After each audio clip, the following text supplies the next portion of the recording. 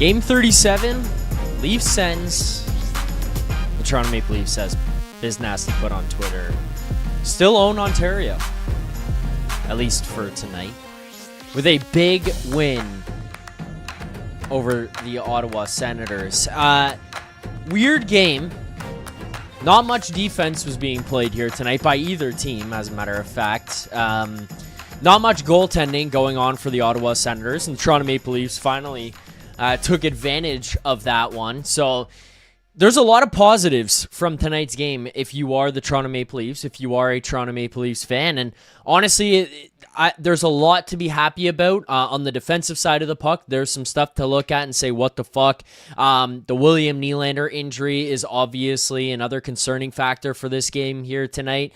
And this team moving forward, when you're talking about what you need in terms of ingredients to be successful over an extended period of time, not having William Nylander is going to be something that is going to be a setback for this team, because you've now reached a point, unfortunately, because of the way you started this season, where every single night, every game, every point, every win matters that much more. I talked about it in the pregame video for this one here tonight against the Sens, and one of the big things that I was kind of bringing up was like, you are now in the fight of your life in the Eastern Conference Finals, and more specifically the Atlantic Division here, where when you look between Ottawa, Montreal, Detroit, Toronto, even looking over to some of the teams that you've got just in the East, with like Pittsburgh and the Rangers and the Flyers, kind of trying to all find themselves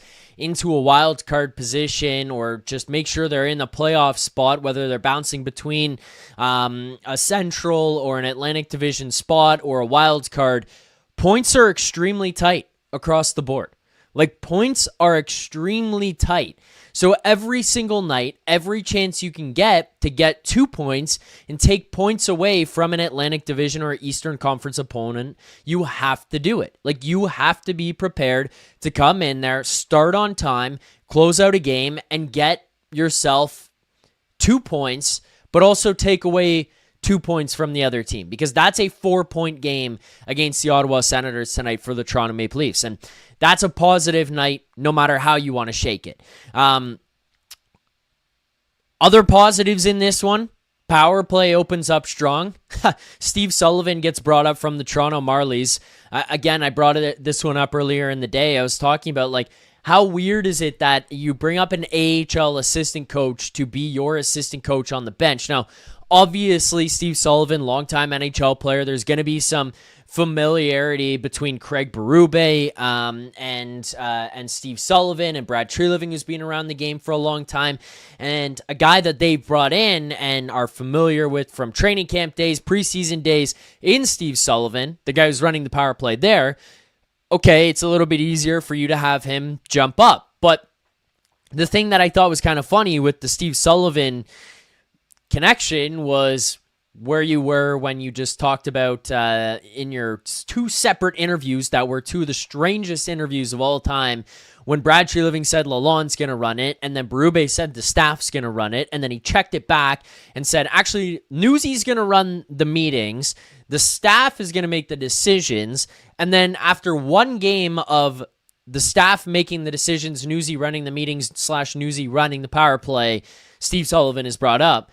And then add on to that, Steve Sullivan coming from the Toronto Marlies, who doesn't have the greatest power play of all time down there in the AHL with the Marlies, makes the jump up here to Toronto, and you're kind of like, okay, well, what the hell does that mean? Now, obviously, when you look at the Marlies, they haven't got the same amount of PP chances or enough PP chances for you to maybe necessarily say, hey, this is an appropriate assessment of his job as the power play coach, but he makes the leap, not having the greatest power play, joins the Maple Leafs, and I don't necessarily know that he had too much impact on whatever the hell happened here tonight for the Maple Leafs, but they go 2 for 2 on the first 2 power plays. You want to talk about premature weebaculation that I see in the chat right now? There was some premature weebaculation happening on my couch watching that game and watching the power play being like, William Nylander is scoring, Matthew Knies is scoring, we're snapping slumps, our power play is hot. I'm like, what the fuck is going on with this power play and the job that Steve Sullivan has done in the last 18 hours that he's been the power play coach of the Toronto Maple Leafs? But whatever the hell happened, whatever he was saying worked, paid off, because they cut to the bench, they cut to Steve Sullivan, and he's just standing there smiling. So, I don't know. I truthfully, I don't think he's got too much to do with that necessarily coming in here tonight. There's probably a whole lot more of, hey, relax, have fun, be yourselves. You know, you're talented hockey players. Just go out there and be creative, which, by the way, seems to have worked, rather than being rigid and trying to come up with some type of set plays and strategies and trying to force things to happen. They kind of just played a little bit more freely and scored a couple of goals, and some great goals at that. Now, I will say, to throw a little wrinkle into the power play, which is nice because you've obviously found a way here to get on the board, open some things up. Nylander scores a power play goal. He looks like he's playing a little bit differently. We'll talk about the injury, obviously, at some point, but he looks like he's playing with a little bit more confidence, a little bit more swag again.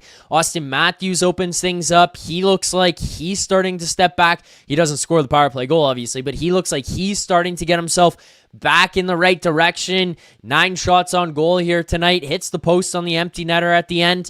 But I'm like, how in the hell did things change that much? But to throw in a little wrinkle on this, it did struggle in the third period. You did get the opportunity where Lawton draws that one on Sanderson, a strong defender for the Ottawa Senators, who's going to the box, and I know there's going to be cranky people in the city of Ottawa, all 45 people who live in that place, who are going to be upset about that call. Reality is, it sucks. It's a shitty power play, but he did get his stick in between Lawton's feet. Lawton did step on his stick. That is a trip. It is a penalty. That power play gave up some of those big defensive chances, gave up some of the big shorthanded chances to the Senators again. That is a third period power play where at bare minimum, you should be holding possession of the play. You should be holding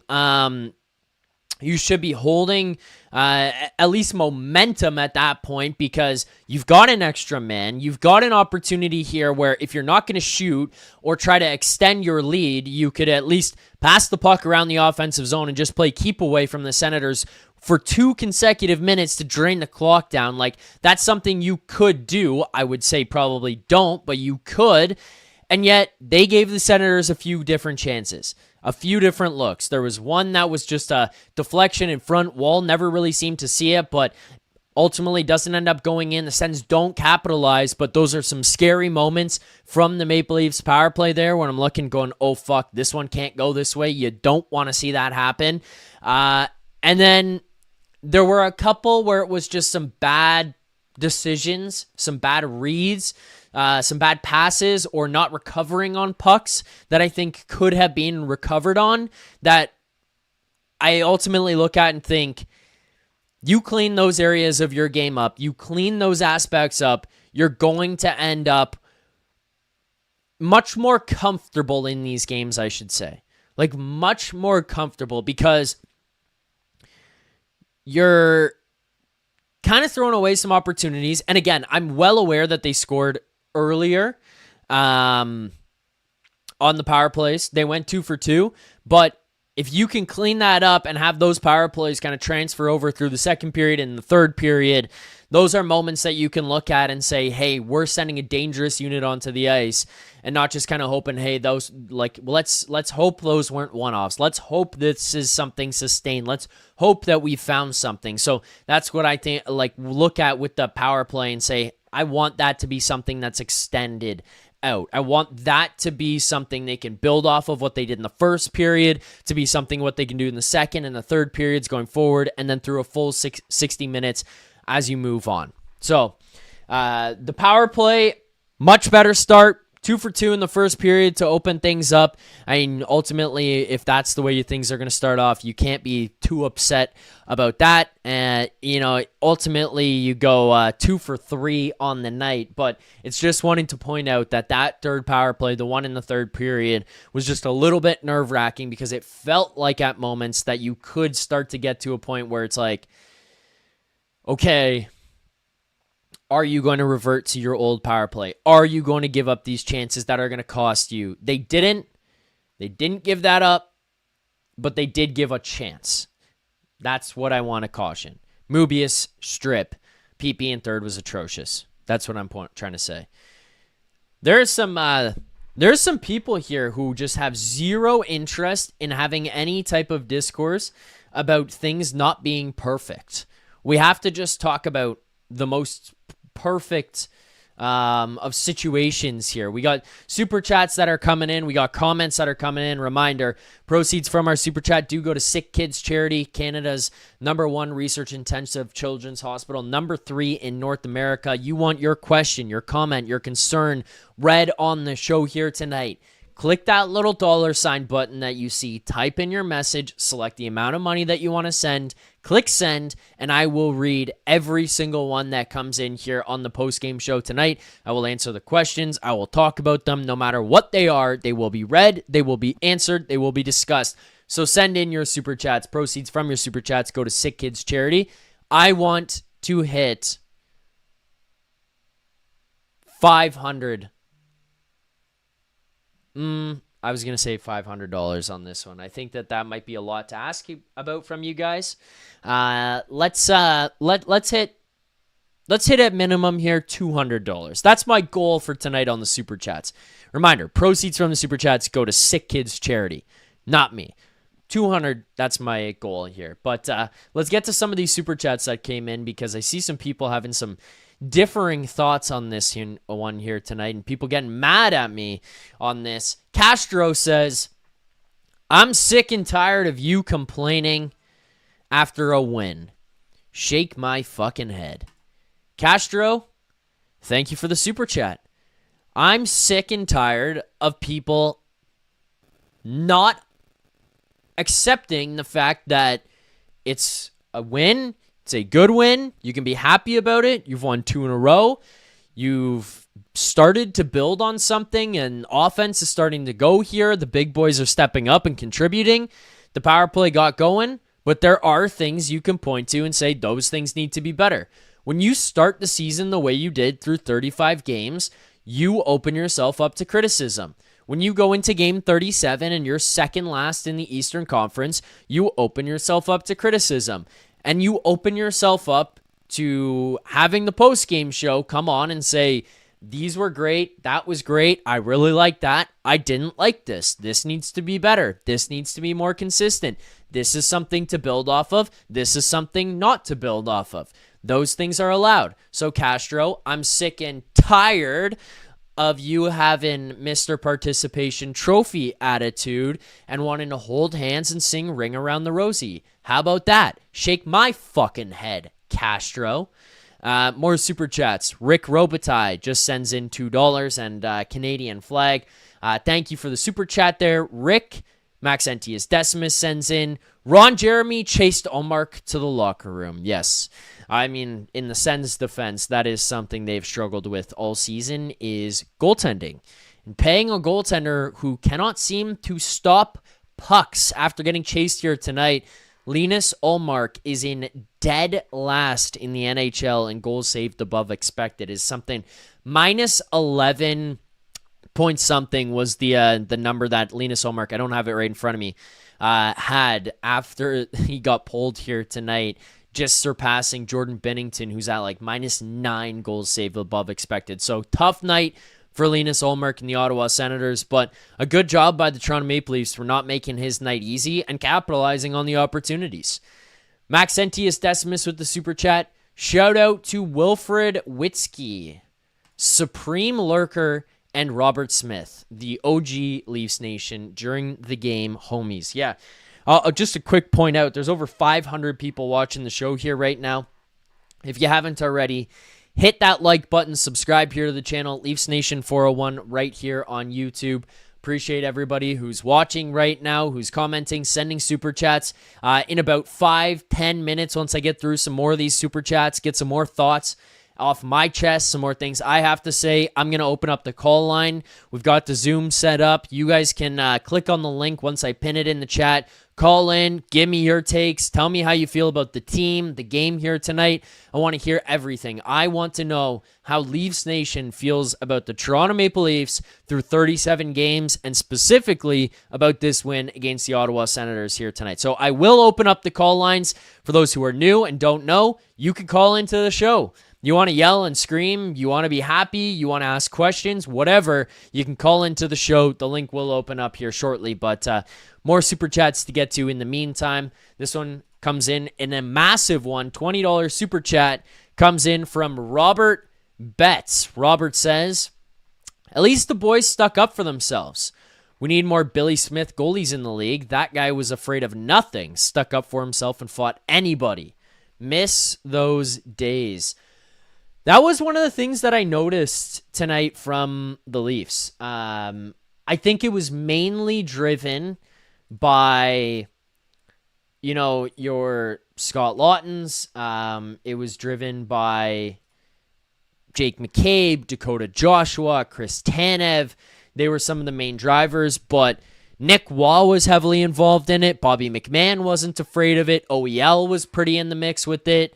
I think I said Lawton and McCabe there off the top. Those guys were very involved in the physical play. Brady Tkachuk, he's a guy who will go out there and bully you physically, mentally, and he's really good at it. He's a guy who can go in and crash into your goaltender after every shift. He's a guy who will get in your face and grab your collar and punch you in the chin. And that's all fair, and he's fucking unreal at it. And what he can do is get guys off their game. He can get you involved. He can drag you into the mud. He can get you into penalty trouble. He can kind of start to shake you up where you're too focused on that. Now, where I go with this is kind of two-sided because I just talked about him dragging guys into it. The Maple Leafs had guys who were just willing to go toe-to-toe with it. They weren't getting off of their game by being engaged. You watch Chris Tanev at the end of every whistle in front of his own net. He's grabbing a guy. He's boxing guys out. He's landing on guys. He's putting guys in locks. He's pulling guys by the back of the collar. Jake McCabe is grabbing guys. The one shift that I looked at was in the third period, and we had already watched about 45, 50 minutes of gameplay where you'd seen this a lot in scrums and Jake McCabe's involvement, but it was in the third period, the one massive scrum that was taking place. You can obviously look at Dakota Joshua. You can look at who else was in that one. I think that Nyes might have been in there as well. But it's McCabe grabbing Brady Tkachuk after a scrum's going, and he had tapped Joseph Woll. He kind of hits McCabe, and Jake McCabe just grabs him and then just jabs him with one. You're going to get away with that. You're going to be allowed to do those kinds of things. It's not necessarily within the rules of the game, but in terms of the code of the game, that's fine. And you know what? Brady Tkachuk would do that to you too. And a full scrum breaks out, and rather than the Leafs all kind of standing off to the side and holding each other back and saying, we don't want to be in there, we don't want to do it, we don't want to get involved, we're going to keep our hands clean, and everyone's standing off on the perimeter, the Leafs jumped in. They were willing to go toe-to-toe with the Sens when they wanted to engage in that type of game. John Tavares has been one of the guys. Now, it didn't necessarily stand through here tonight, but he's been one of the guys over the last little while who has really stepped up in terms of the physical play after the whistle and sticking up for teammates and sticking up for goaltenders. You can see some of those guys starting to do that. Those are all positives. The play recently has kind of been fucking atrocious, but the last two games, significantly better. The game against Dallas, a step up there as well. And then you start mixing in the physical play. You start mixing in these guys willing to stick up for each other. That was one tonight, sticking up for each other, playing a physical brand of hockey. I enjoyed this game outside of the fact that this was an ugly, sloppy, messy game inside your own blue line. I'm sorry. I know that Castro, who comes back to another super chat, I know that he's saying, I'm tired of the negativity after a Leafs win. I'm happy about the win. There's a lot that needs to be cleaned up. You gave up 5 goals. You gave up some pretty primo chances. You made some bad decisions that cost you, and the Sens ended up coming down the other way, counteracting a punch that you had just thrown, tightening games up, quieting your crowd. Like, they did a lot of that here tonight. A lot of that comes from the Leafs not having the cleanest play for 60 minutes. But we'll break down more of that as we go through the rest of the show here tonight and take callers. Urban Droid to the $20 super chat. Thank you to Urban Droid. Castro says, I'm sorry, my tone was rude. I love this channel a lot. Castro, it's all good, man. And if you love the channel and you've been here before, you know that I'm jousting with you, but I have no real issues. The only people who get it, and actually I will go to war with, and can have issues, is trolls from the other teams. People coming in here from other teams and wanting to troll after games, get ready. Bring the fucking gloves, because we're going to scrap. Not you, Castro. You're good. Appreciate the love on the channel. Hopefully you hit the like button. Quick reminder here as we go through more super chats. Every set of 50 likes we hit here on the postgame show, we will do the smelling salts. 50, 100, 150, 200. And we did hit our first 50, and we're 11 away from the second 50. So here are the smelling salts. Oh, shit. There you go. Keep liking the stream. Another super chat. Evan Alfano 2587. Evan says, Phil Myers needs to be sent to China, and Mancelli can't stop turning the puck over. Let's do the first one first.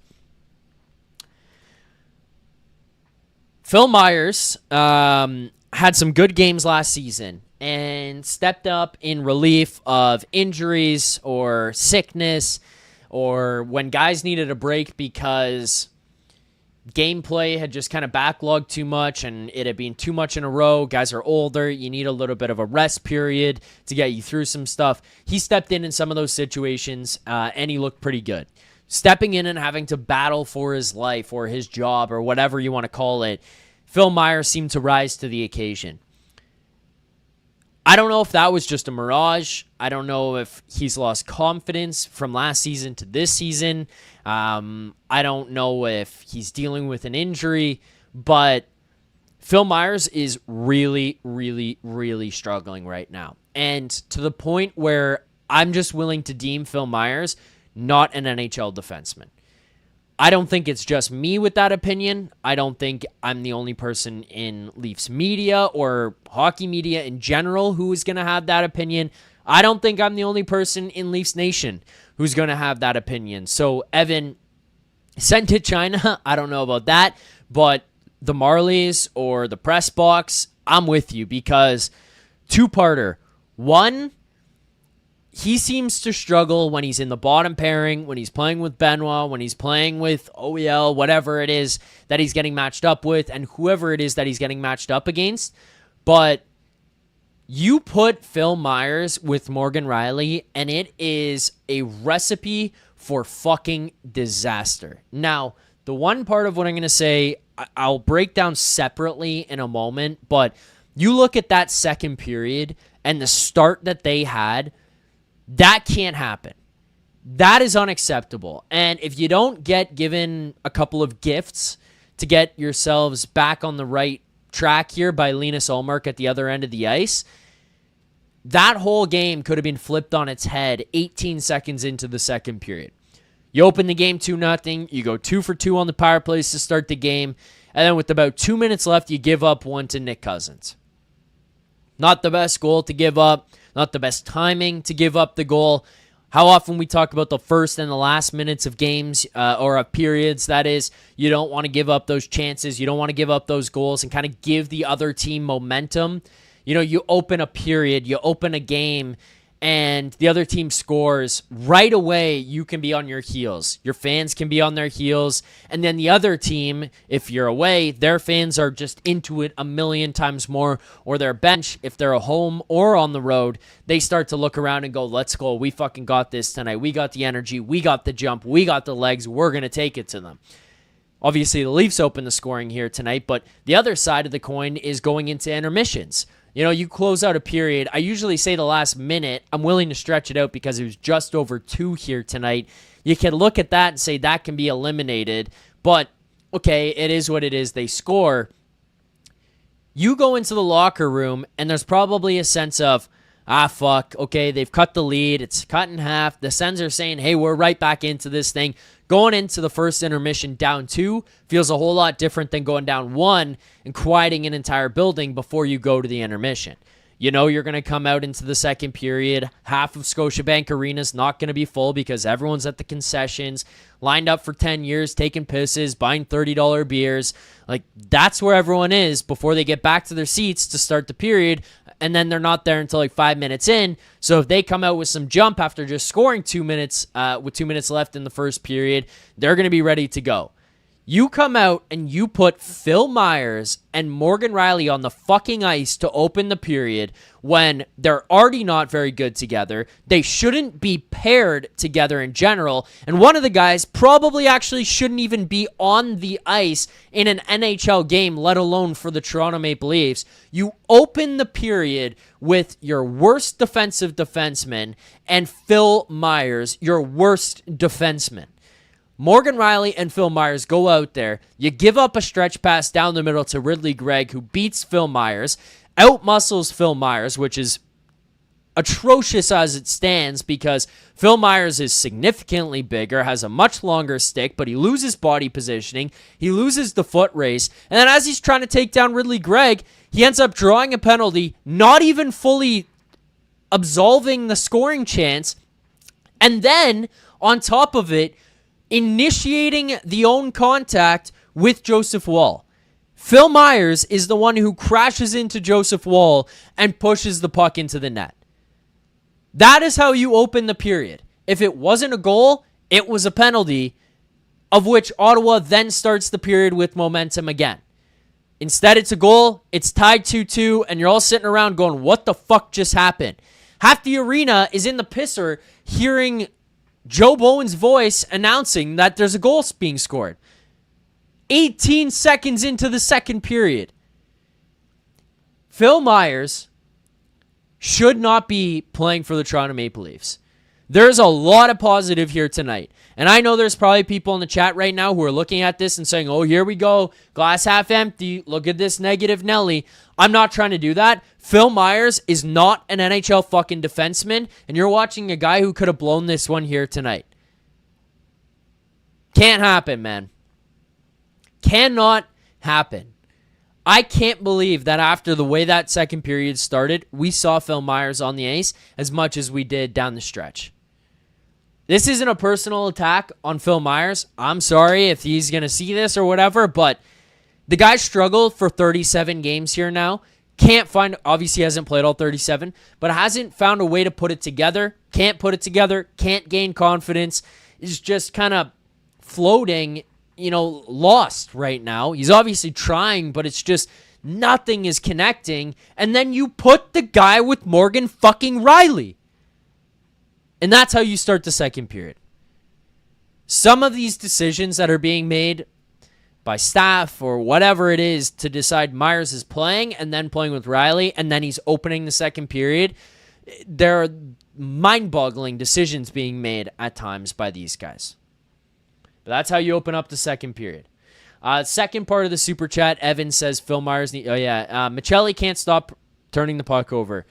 Matias Michelli is an interesting case for me right now because there are times where I'm watching this guy and it's like, this is fucking awesome. I can see why they decided, hey, we got to go out and get this guy. You can see what they saw in him when it comes to poise with the puck, ability to find guys and make plays, ability to see things that just aren't necessarily there and flashing, feed me, I'm open. He can kind of create things on his own, especially with his passing ability, his playmaking, his vision. It's there. There are moments of his game that feel like Mitch Marner light, which is kind of funny considering who we all compared him to. And, we're talking about Matias Michelli in the summer. There are no-look backhand, cross-ice, behind your own net, neutral zone, playoff past Mitch Marner type shit happening with Matias Michelli, where you're like, what the fuck was that? Why did you make that decision? Why did you force that pass? Why did you try to find that guy? Why did you force feed it? Where if it works, it's probably a highlight reel play. When it doesn't, you're going, oh fuck, oh fuck, oh fuck, oh fuck. Matias Michelli has a tendency to make those plays. I think if he gets paired up with guys on the ice, whether it's his wingers or the defensive pairings who are out there who can kind of nullify those situations and make the bad moments not as bad, he can be a very effective player. He works his bag off, so I'll give him that credit. He's not very physical, but if he can kind of take, a page out of Nick Robertson's book where he learned, hey, I have to do these other things, I can do these other things, and he kind of elevates some of that, I think you could watch this player turn into something more than just this one-dimensional playmaker who works hard. I think he can bring a whole lot more to the lineup, and I think he looks pretty good right now. The last few games that Matias Michelli has drawn into the lineup, I think he's looked really good. But those moments, as Evan brought up, where it's the turnovers. It's not just the turnovers. It's the what the fuck was that turnover? And, I'm giving him the credit, and I like what he's brought to the table since he's returned. No doubt about that. I like what he does for that line with him, JT, and William Nylander. But, oh boy, there are moments where I watch Matias Michelli and I'm like, what was that? Why? I'm going to send in the call link for tonight. I want to open this up here in a moment. I've got some more stuff I want to read off and answer as well. There's more people who are sending in super chats and liking the stream, so we've got some more stuff we've got to get to ourselves in terms of housekeeping on the show here tonight, but I do want to get some people in here and lined up, and then we'll start to work through some stuff. There you go. We're talking about Matias Michelli, the highs and the lows, the ups and the down, and 6 1/3, obviously. Who else other than 6 1/3 has to be Pissy Pants in the chat? Says, Zach seems like Joe is ready to talk and bring something other than a sourpuss. Well, grow up.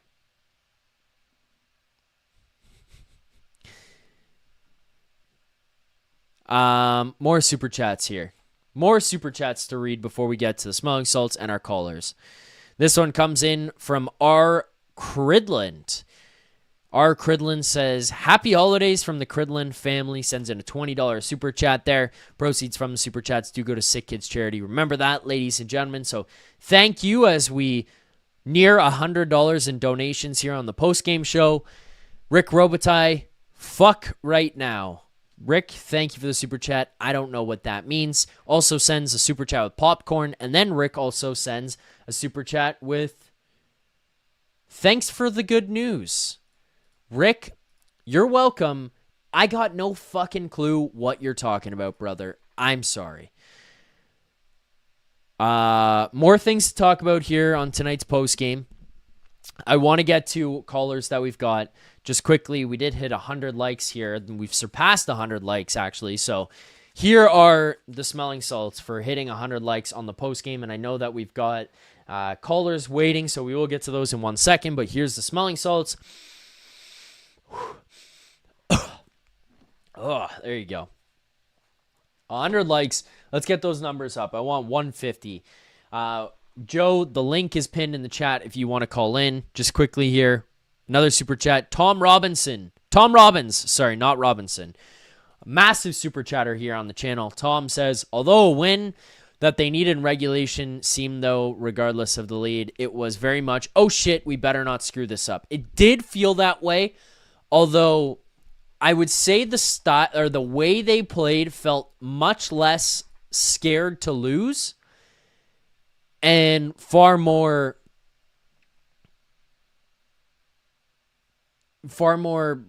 pushing and willing to be engaged in play, not sitting back on their heels and saying, oh fuck, oh fuck, oh fuck. You watch the chances that were created as the second and the third periods went on. It didn't feel as much like the Sens would just be able to pour on offense for extended periods of time. Yes, there were moments where it was 45 to 60 to 90 seconds of offensive pressure by the Ottawa Senators, but that comes out of a sense of desperation by them where they're going to turn things around or turn things up a little bit. They're going to respond to their coach and they're going to push, but I would say the Maple Leafs found a way to counter those tonight. Okay, the Sens throw their punches. They spend 45 seconds in your zone, but then the Leafs would push. They wouldn't just get hemmed, ice the puck, get hemmed, ice the puck, get hemmed, break out, chip it in, change, get hemmed. It didn't feel like that through the second and third periods tonight. It was much more of the Maple Leafs possessing the puck, carrying some play here, and kind of throwing punches of their own. Giving their own chances, creating their own chances, throwing their own punches, having their own opportunities, scoring when Ottawa equaled the score, where I feel like over the last 2-3 weeks here with this team, Ottawa ties the game 2-2. See you later. Thanks for having us. It's over. You think about the Montreal game that they got blown out in a month or so ago. That's what they did then. Montreal scores in the first period late after you opened things up and started playing well. And then Montreal scores, game. Not necessarily the case against the Sens here tonight. Didn't feel like they were playing scared. Okay, let's get to some callers here. Let's start things off with our guy, Maxentius Decimus. Max, how you doing? Merry Christmas, happy holidays. How are you feeling after this Leafs win here tonight? Max, do I got you? Maxentius Decimus. Can anybody else hear Max? Is it just me? Hello? There we go. I got him. Okay. Hello? We're good? Yep, I got you, Max. Oh, it took a minute. Sorry. I just want to say this is a throwback for you. Merry Christmas. And fuck the Ottawa Senators. Fuck 'em. There you go. There you go. Yes, fuck the Ottawa Senators. Merry Christmas Man. to everybody else. At least we fucking won this game, man. I was sitting there at the bar and I was fucking losing my goddamn mind, sitting beside a Bills fan, and he's talking about the Leafs and all this stuff. I'm like, at least just beat the Senators. You know, just beat the Senators. Like one of our rivals, one of the people who all the fans online and Twitter and X and whatever you want to call it, they all make fun of us all the time. We got to put them down. We got to put them down whenever we get the opportunity to put them down. So, Merry Christmas to you. Yeah, I'm with you, Max. Merry Christmas. Thank you for that as well. But I'm with you. You get these opportunities. You get yourself into a situation against Eastern Conference teams, Atlantic Division teams that you're chasing and hunting down in the standings. You get a chance to kind of close out or take a 4-point game here.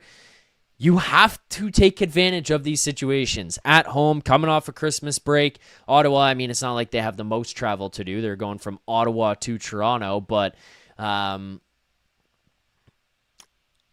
look, I want them to win this one because I want them to just win and find a way to get themselves back into playoff contention and the playoff conversation. But there is definitely some extra oomph on this one here, Max, because it is the Ottawa Senators. I'm right there with you. Yeah, exactly. And that's why I'm in such a good mood tonight. You know, like I was sitting next to a Morgan Rielly supporter. And Really? I feel like that already triggered you right now. He really liked Morgan Rielly, and he's like, he turned to me and he's like, "Oh, who got assist on that? It was Morgan Rielly." I'm like, "Oh my god, just Truba him, just like Truba him," you know? Look, Morgan Rielly can do some things really well. I think it's far more dependent on what happens with his matchups, where he starts, whether it's O zone or D zone. I think his partner is obviously pretty important there too, Max. Like, that is a big piece of this.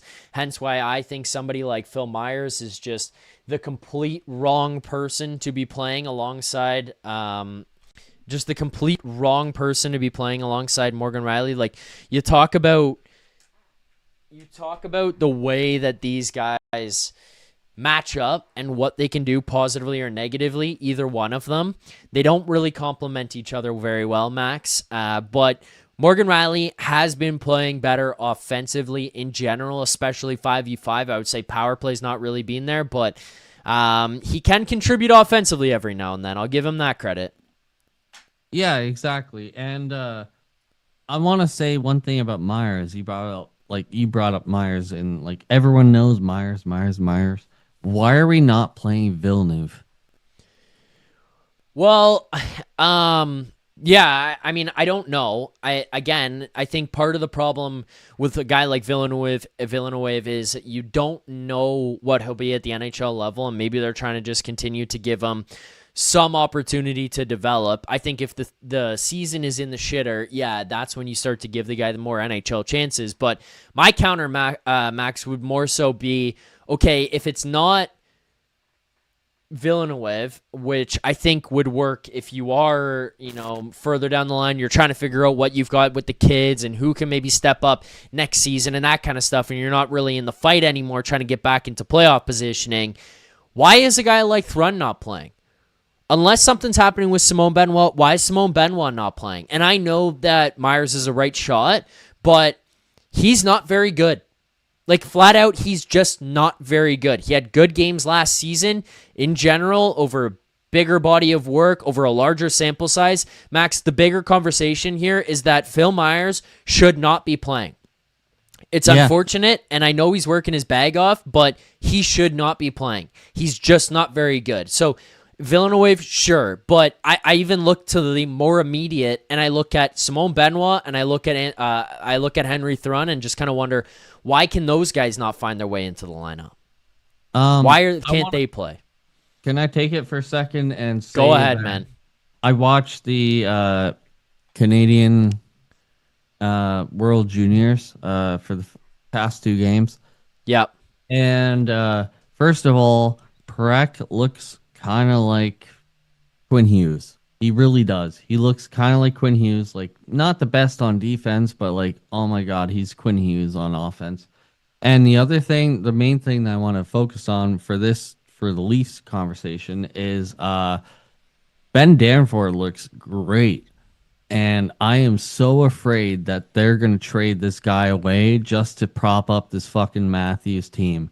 And it just terrifies me. Like, I want a future. Beyond Matthews, beyond all the stuff. Nines could be a leader. I don't want them to trade Danford. I don't want them to trade him. Yeah, well, that's an interesting one too, because I look at a position that the Maple Leafs have traditionally struggled with and struggled with developing. Even in the entire Matthews era, you look at the amount of guys they've drafted and had come up and play for the team. It's marginal. I'll give them the credit of some of the guys that they did develop and grow internally. They did trade out and get assets back and get pieces back. I know that Prague had a hissy fit when we talked about Trevor Moore and the concept of like Jack Campbell and the Dursey and Jake Muzzin trades and stuff like that. I'm going to defend those ones. I mean, the Jack Campbell one and the package that was there, sure, maybe not necessarily what you want, but the fact that you can develop guys and get them to the play in the NHL and be pieces that you can look to move off of to acquire a Jake Muzzin, who was a major piece, acquire, a goaltender who ended up being very good for you for the period of time that he was here, despite what ends up happening with him after, and obviously hoping the best for him personally and mentally with whatever's going on, but the fact that you can develop those guys and they're forwards and they're more depth guys and they can get to that point that they can become assets that you can move off of, it's great. Now, what the problem is, this team cannot find ways to really develop defensemen that are actually pieces that you want to continue with here. Now, Rasmus Sandin is an interesting one because he goes to Washington and he's obviously working very well with the Capitals. And What about Villeneuve? But I mean, Max, more so what I'm trying to say here is you've got a right-handed defenseman who's a big body. He plays a physical brand of hockey. He's not the most skilled guy. Steven Ellis and I talked about this in the summer. He's not a guy who's going to score goals or create offense, but he's real strong defensively. He's a big body. He's physical. He's a leader. That's the kind of guy you want to keep and have around in the future. That's the kind of piece that you want to make sure you have here, because I feel like it's much less boom or bust with a guy like that, where it's more, kind of what type of player he'll develop to be, and you want him here on your team. So that's when I'm with you. I hope they don't trade him as well. Yeah, like honestly, I agree with you 100%. And that's what stresses me out so much. Like, I'm afraid they're going to trade him, like, to find a piece or something, you know what I mean, to make a movement, to try and make something. Like, they're going to throw away somebody who is our future. And I want to talk to you for a second. First of all, about like Willie. Like Willie, he went out tonight with an injury. I think that maybe it's a good thing. That's an interesting take. He hasn't been producing. I love Willie. He's a playoff producer. He's a great guy.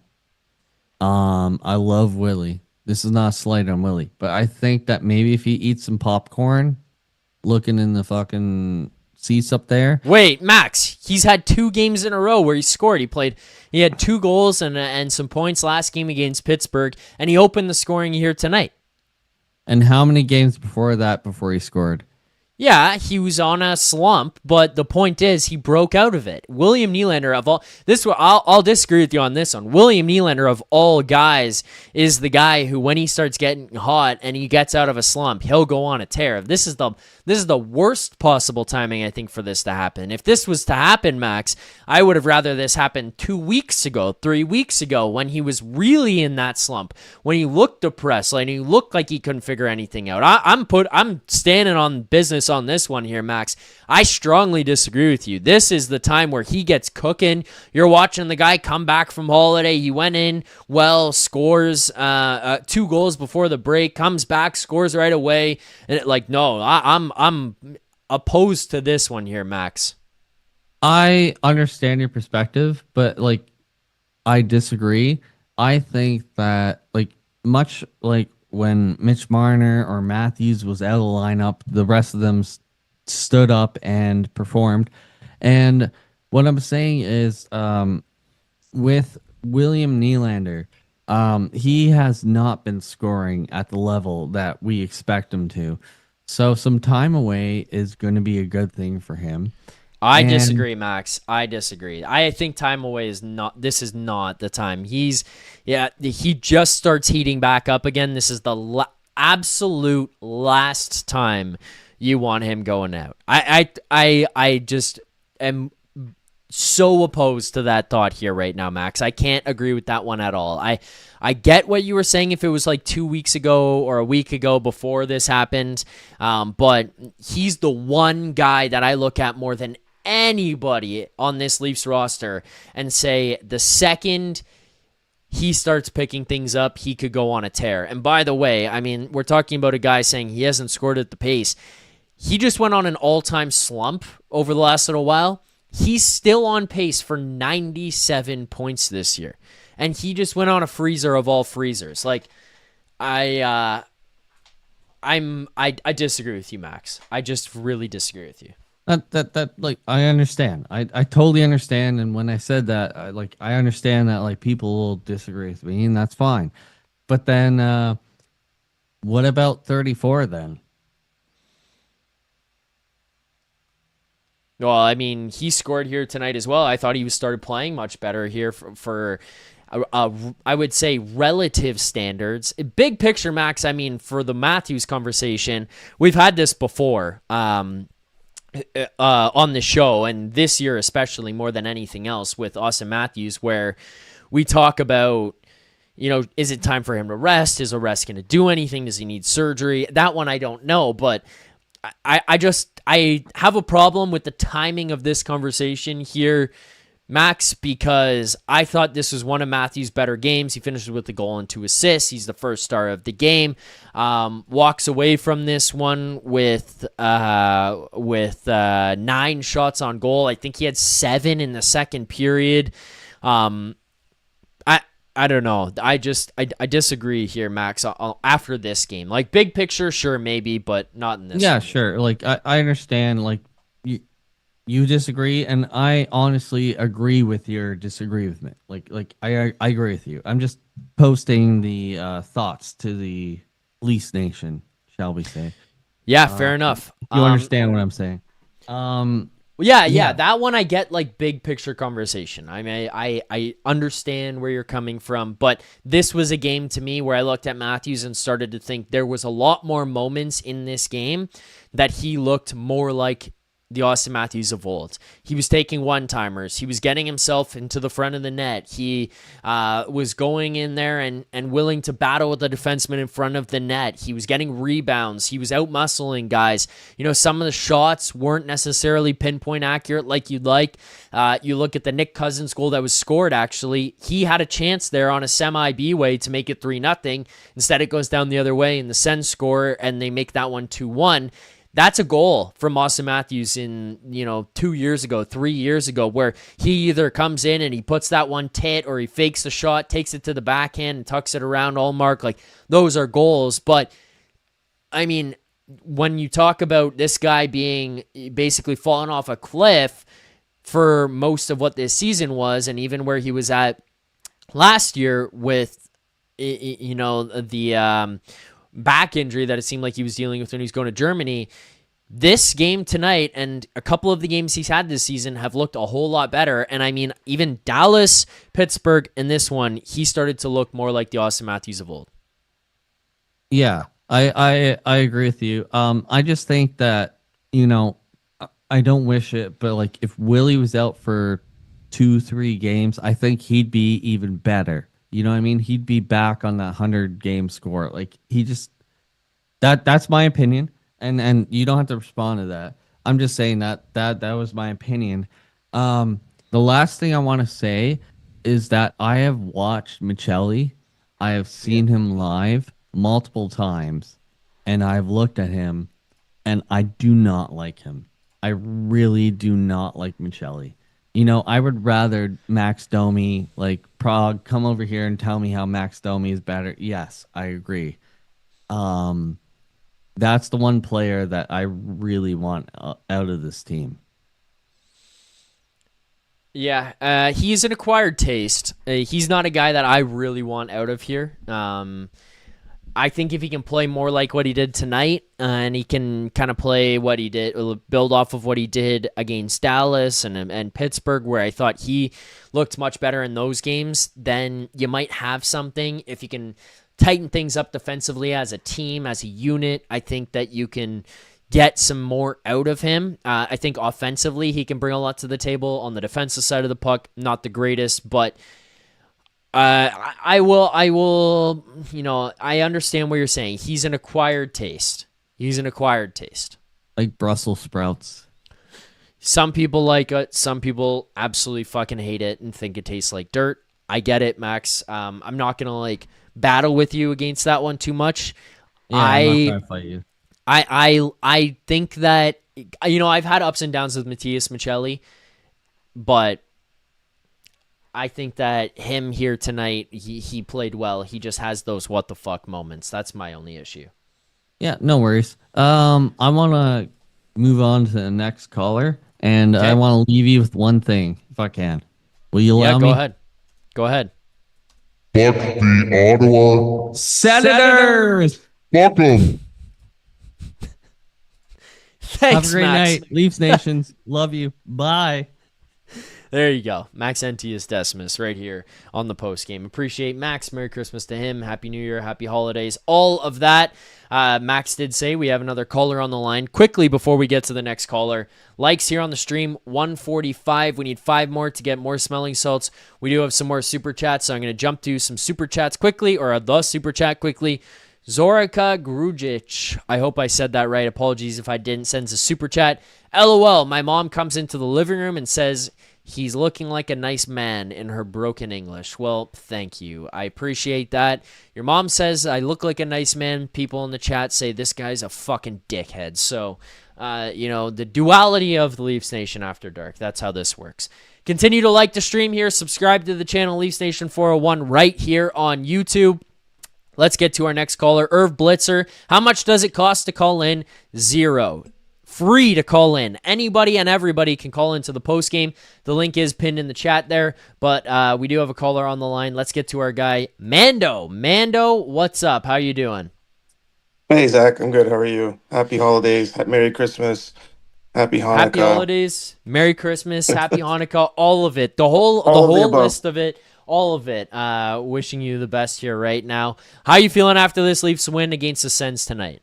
Yeah, good. Like you said, it's not all roses here. There's some problems, but yeah, there was some good. A lot of good. So one guy I was waiting to kind of wake up was Matthew Nyes. I think he really did well tonight. Looking at his general play, he seemed I still think he's hurt to some extent because I think it looks like they're sheltering him at his minutes a little bit on the third line. But great to see him. I mean, he's very important. I can't stress how important Matthew Nyes is. So it's good to see him. Well, one thing I will say, I'll just jump in there, Mando, on that. It's not necessarily Nyes specific when I say this, but I think if you can find a way to get multiple lines that work well, it sets you up nicely to have waves of attack. And it also sets you up nicely for an 82-game schedule where you don't have to play Auston Matthews and William Nylander and John Tavares and Matthew Nyes for 24 minutes a night, 23 minutes a night. If you can kind of condense things where you put together a third line of Nyes, Robertson, Waugh, and they can work well together. And then you put together a fourth line of Dakota Joshua, Scott Laughton, Steven Lorentz, and they work well together, and they're defensively responsible. And those bottom 6 lines can create offense. And then you see what you've done with your first line, and it's Matthews and Domi and McMahon. Sorry, blanked on his name for a second. Matthews and Domi and McMahon. You put those guys together, you can now condense things where your first line can play like a max of 20 minutes, and your second line can come in just under that, and your third line can come in, and your fourth line can come in and play 12 to 13 minutes. And if everyone can all fit into that bubble, it makes you hard to defend because you're going to have line after line after line that can come over the boards and play against basically every line that the other team could send out. So whether you get trapped or if you go in the offensive zone or if it's a neutral zone face-off or if you have to play a D zone, you can put everybody out there. The other point that it doesn't drag on everybody for 82 games, so it can kind of alleviate some pressure and make it not so much like everyone's got to play or everyone in the top has to play 20 minutes and then it's just going to wear on them by the time you get to the playoffs. They're burnt. So those things I think are just positives for having guys down further in the lineup as long as those lines can work well together. And it opens the door for, okay, something doesn't work and you're tied late in a game or you're up 1 or you're down 1 and you need to have a very specific situation. You can put together lines that you don't necessarily normally put together by shaking things up, right? Where, okay, now it's time to put Nyes with Matthews and Nylander and load a first lineup and play them for 1:45, where it changes things. It makes it a whole lot harder, and it gives you that option. Much different than putting them together from opening puck drop, where if things don't work from the beginning of the game, you're looking at the end and going, who the hell do I put together now? Yeah, no, that's a really good point. I guess that's probably why I'm not on the bench, right? I'm not on and the bench either. I'm not on the bench either. but yeah, no, I just happy that he's kind of, hopefully this will continue. On on the Cousins, was it Cousins who scored it was the third goal. The third goal, when Sportsnet cameraman pans to the Leafs person who was kind of responsible. Usually, he pans to the guy responsible for the goal, and he panned to Matthew Nyes for some reason. But I keep looking at this goal. This goal, it just looks to me like Cousins blows by Tavares after the failed pinch by Stetcher. So I don't really understand why. Maybe it's a random thing, and it's not. I think that was John Tavares just getting beat badly, and Stetcher. But the other thing I was looking at, the What is fourth it that goal. you were saying there? Sorry, like what was the argument though, Mando? Well, the fact that when there's a goal against the Leafs, Yeah. the Sportsnet cameraman usually focuses in on the guy responsible for it. That's kind of the Oh, trend, you yeah. know. And on that particular goal, he focused on Nyes, and I'm like scratching my head. He was just pushing forward, like he was pressing forward on the defenseman that made the pass. There was no chance for him to do anything there. It was Stetcher and Yeah, Tavares yeah.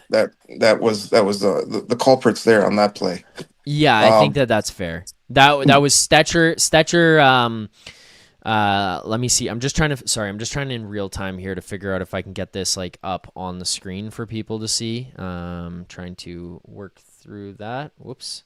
That was an accident. But anyways, yeah, it was Stetcher who steps up and tries and pinches in that situation. He gets caught. He's not really moving his feet at all, coming back the other way. And then, I mean, you can see here in the video, I'll play this back here, but, going to even slow-mo on this one. The pass goes up the wall. JT's coming back. He's got the inside position, or he's got the jump, at least, I should say, on the Sens player there, breaking out of the zone. Both Sens players, Batherson and the other guy who ends up getting the puck here, I forget who this is, sorry, in real time right now, but both it's guys Cousins. yeah, I think it's Cousins, thank you. Are behind the Leafs players. The Leafs players have yeah. positioning. But as Stetcher steps up, JT kind of hesitates a second there. Stetcher gets caught up, and then Tkachuk is able to free himself up. And then it's not Nye's issue here. This is No. JT gets beat. There's a miscommunication there where OEL probably should have stayed with Batherson and allowed that shot, unless Woll called for it or JT called for it. But OEL tries to make the step across, can't quite get his stick on it, and then Batherson goes up high. That's not a Matthew Nyes issue on that play. So I'm with you there on that one. Yeah, and the next goal, a little bit. Yeah. By the way, I think OEL didn't really have a great game. He's involved in a lot of these, and I looked at the stats. He's -2, Yeah. and he, that one was kind of ugly because Stützle just kind of, and again, this is something about Matthews. Matthews gets basically, he's just standing there. Like, usually Matthews will strip the puck, but Stützle just comes out with it and comes out in between uh, McMahon as well. And obviously Woll should have had Yeah, that. this is bad. Yeah, so Yeah. this one I'm not going to put on OEL necessarily. I mean, to start the play, puck goes, OEL goes into the corner. Sens kind of are are outnumbered kind of here in the corner. When you look at the positioning the Leafs players have in the corner there, you've got three of them. Stützle obviously coming in down low, but they pop that one free. Stützle comes. This is where this makes no sense. If you watch the progression of this goal, this is where this doesn't make sense. You have two Leafs players coming up the wall. In my opinion, this is where OEL drops down to the guy. I don't know. I think people can see the mouse. He should drop down to the guy he's got his back to there. And Matthews is coming across to take Stützle coming up the wall.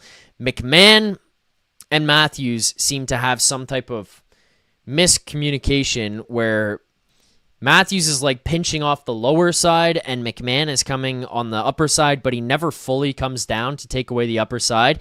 And then as Matthews goes to his back, McMahon never comes down, and it just opens up the lane for Stützle to come right through both of them.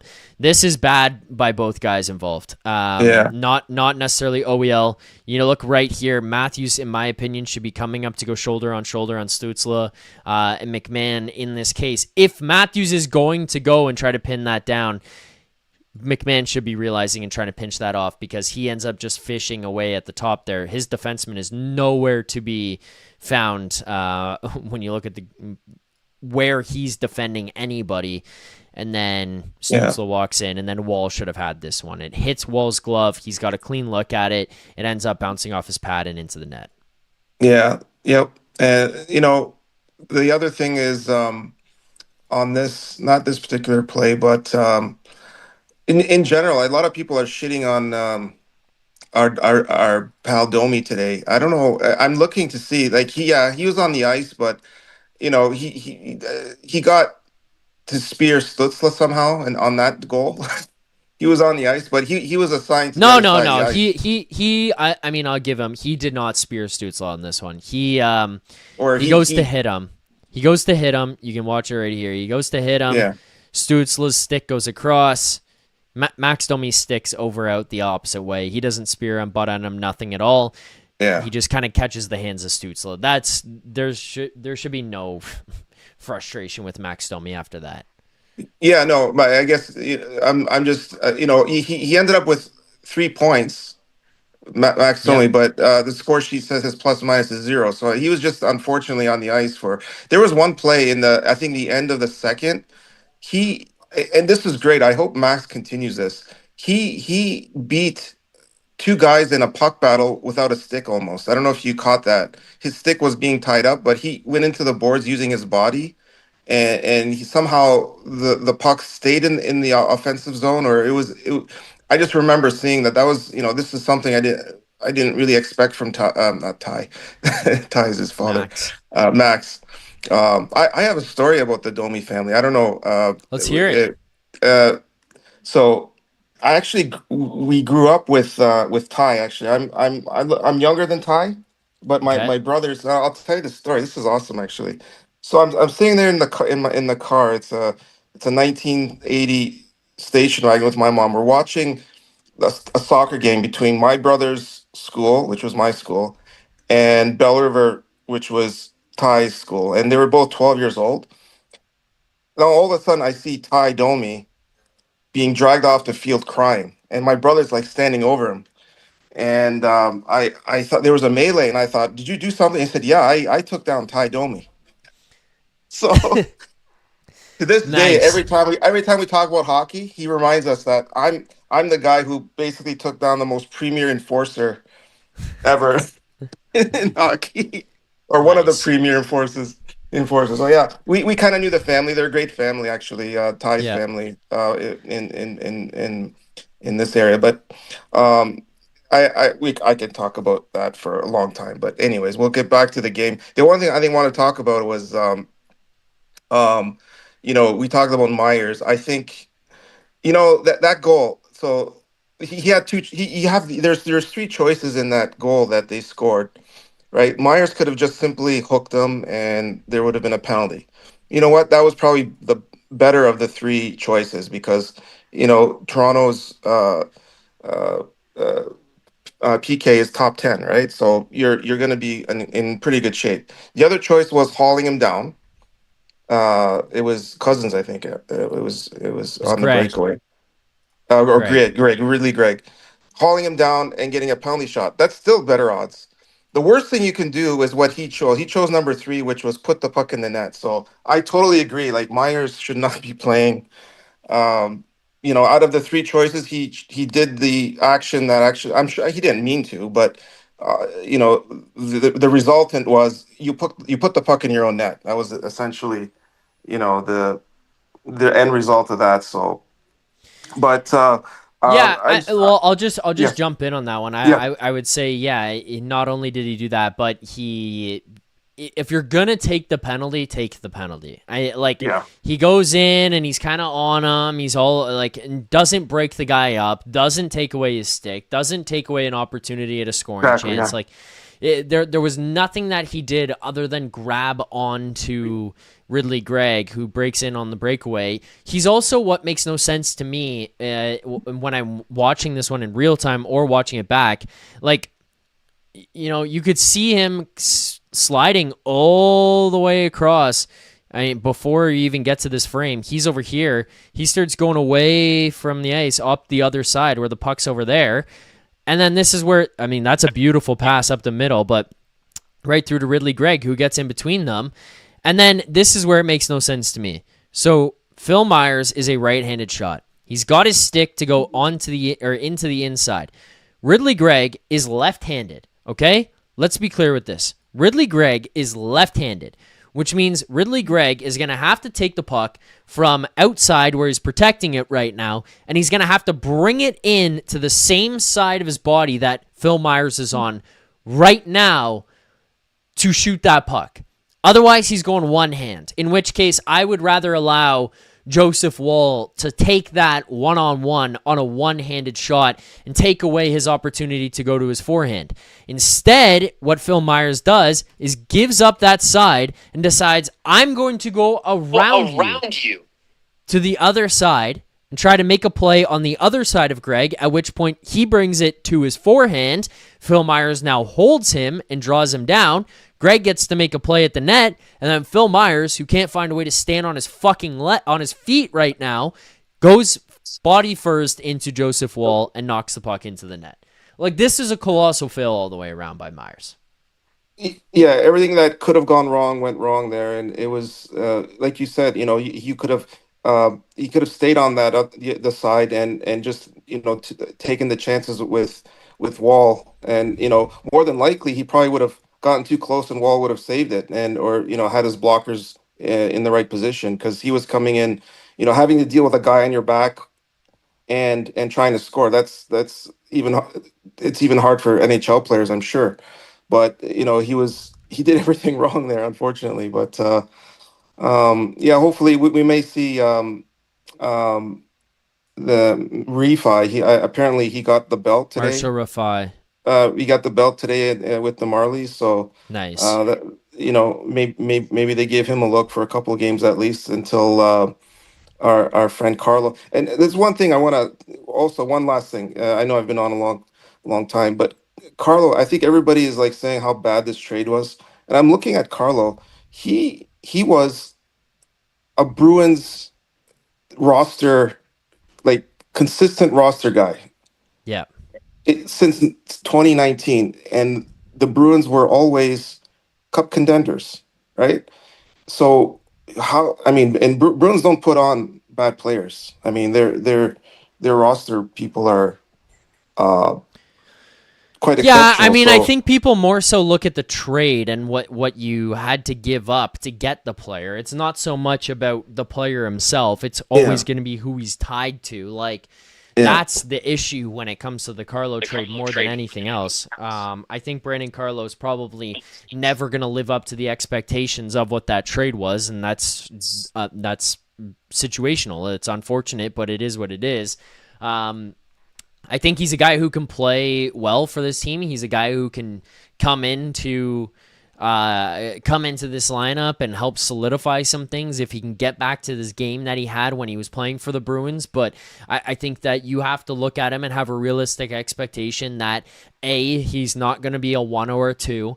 B, he probably shouldn't play with Morgan Rielly. And C, when you talk about point production and the way he's going to impact a game, it's never going to emotionally match what the Fraser Minton trade was for people. And that's fair. The price was too high for that, but it's one of those ones where I don't know. He has to get back to what he was doing in Boston if this is going to be acceptable at all. Otherwise, it's a colossal fail of a trade.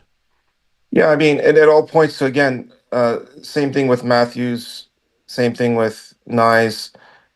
and himself, they're probably playing through something, right? They're not 100%. It's clear to me, anyways, that there was some issue with his health, or else, why Yeah. would this drop off happen? Usually it's quiet, right? He's not a flashy guy. He doesn't score goals, but no news is good news, right? In case of defensemen, if you're not hearing about him, that means he's doing his job. So. Yeah. Um, so yeah, overall, I think it was a good game, but a lot of work to do. Toronto has to go on a run here, a major run to salvage this season. So we're gonna have to see. Like I told you before that let's get to Christmas and see where they are. They're not really in a good place. The only way I think they get out of this is they go on a run and they fundamentally change.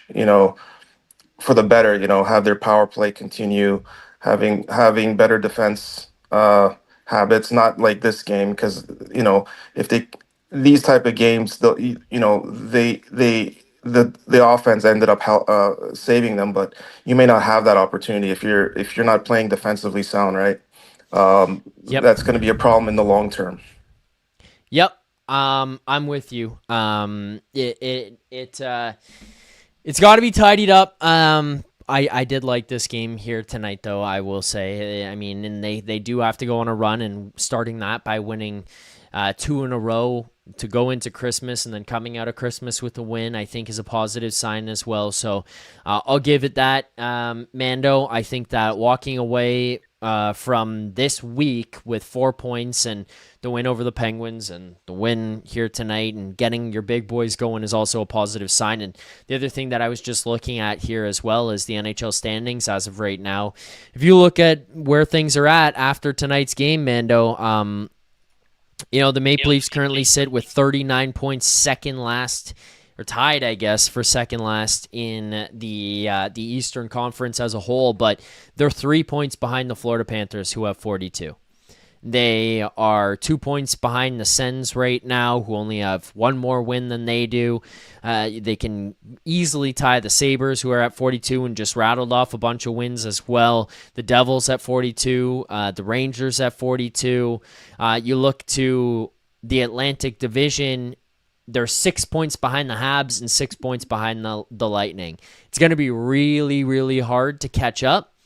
It's going to be really hard to close that ground. But it starts by just winning one game at a time. Win one game at a time, Mando. That's all you could do. Yeah, we'll see what happens. Thanks for having me on, though. There you go. Mando on the line. Appreciate it as always. Jumping on here to give thoughts on what happened tonight against the Ottawa Senators. We've got more calls to get to here. I know there's one guy waiting, so we'll get to him in a moment. Just quickly before we do, I want to remind people, today's show, as always, is a presentation of Bet365. Whatever your bet is, it's never ordinary at Bet365. Use promo code NATION. That's NATION. Promo code NATION. NATION. Must be 19 or older. Ontario only. Please play responsibly. If you or someone you know has a gambling problem, visit connectsontario.ca. Tonight's best bet won, and it took us 40 seconds to do so. I told you, it's a lot easier to bet on these games when the big boys are rolling and this team is playing well. And while I wouldn't say that this was a great game from the Maple Leafs tonight and wasn't one to sit and say was the perfect execution of a hockey game by your Toronto Maple Leafs, it was a much, much better game, much better energy-wise, engagement-wise, enthusiasm-wise, offensively, like all of those things just kind of started to all the boxes started to get checked off here tonight for those. Defensively, yeah, work to do there. Penalty-wise, lineup-wise, yeah, still some work to do, but much better for your Toronto Maple Leafs. And a William Nylander goal cashes our only best bet of the night. That one does profit us $95 on a $50 bet. That was a half unit bet for a William Nylander anytime goal as our only best bet of the night. Let's get to our next caller here in 1 second. Just before we do, we have hit 150 likes. I want to hit 200 now as the next goal, so let's get that up as well. I want to read some super chats quickly, but thank you for liking. There you go. There's the smelling salts for 150 likes. As well, if you haven't already, subscribe here to the channel, Leafs Nation 401, right here on YouTube. Thanks to all the followers, subscribes, likes, super chats that have come in throughout the course of the show here tonight. Just a quick note for people, over the next few days, I will be on the road. The next 10 days, that is. So starting tomorrow night, I will be in Minnesota to cover the World Juniors alongside Jeff Merrick for the Sheets. So we will be down in Minnesota live from an Airbnb in Minneapolis. So I won't have the normal setup, but I will have mic and camera and access to a television and Maple Leafs games and all that stuff. So I will do all of that. I won't be bringing the smelling salts for obvious reasons. If you are in Minnesota and you can find me and you can get me smelling salts, I will happily take them. I will not be traveling across the border with a bottle of white powder. I don't have interest in traveling across the border with a bottle of white powder. So thank you guys, but will not be doing that. Smelling salts will wait until I return back from the trip, and then we'll get back to our normal scheduled programming. But just wanted to give you guys some heads up on that one before I do get down there. As well, super chat here quickly before I get to the next caller. Justin has been waiting patiently. Tom Robbins, Leafs need a good 4 to 5 game win streak and hope the teams ahead drop a couple of games. Starts tomorrow. A team that is atop the Atlantic Division, second in the Eastern Conference, 4-point swing. You win tomorrow, you take 2 points away from Detroit, who's kind of at the top there. You hold them back a little bit. You get 2 points yourself. You're now sitting at 41. You're just behind teams like the Panthers, the Sabres, the Devils, the Rangers. You can close that gap. You can start to close that gap. It's one game at a time. That's all you can worry about. Let's get to our next caller here. I probably will be our last caller unless Joe Hill wants to call in, but let's get to Justin on the line. Justin, do we got you there? Can you guys hear me? Yep, I got you. Perfect. Thanks for taking my call, Zach. I appreciate you and the whole team covering these games because, sometimes you get a 7-5 win, sometimes you get destroyed by Montreal and you get completely punked out by a guy who can't spell his last name properly. So, sometimes things are up, sometimes things are down. But Yes. What are you going to do? That's fair. I appreciate you waiting, by the way. I know that you've been jumping in and out, and you've been waiting here for a while. So thank you for waiting. Thank you for the patience. But Justin, where are you at here on the Maple Leafs 37 games into the season and where we're at right now after this 7-5 win? You said yourself you have ups and downs. You get blown out, but sometimes you win 7-5. Sometimes you find a way, you get the big boys involved, and you beat the Ottawa Senators on home ice. Always good to beat the Ottawa Senators because you know exactly what would have happened if, say, it was 7-5 the other way around.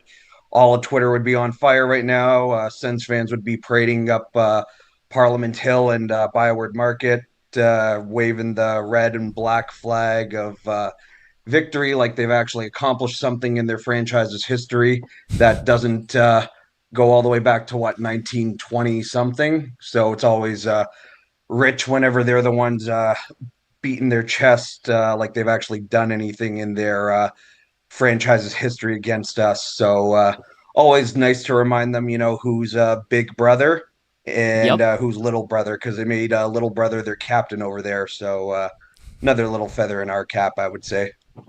Yes, I will give you that as well. It was nice to kind of roll off of the Sens dunking on the Maple Leafs to start the season and where the Leafs were at and checking out the conference standings, the Atlantic Division standings over and over and being like, look at these guys falling off a cliff, bottom of the Eastern Conference, bottom of the Atlantic, and then you win this one here tonight, you close the gap, you're 2 points behind the Sens. They have one win more than the Toronto Maple Leafs through 37 games played.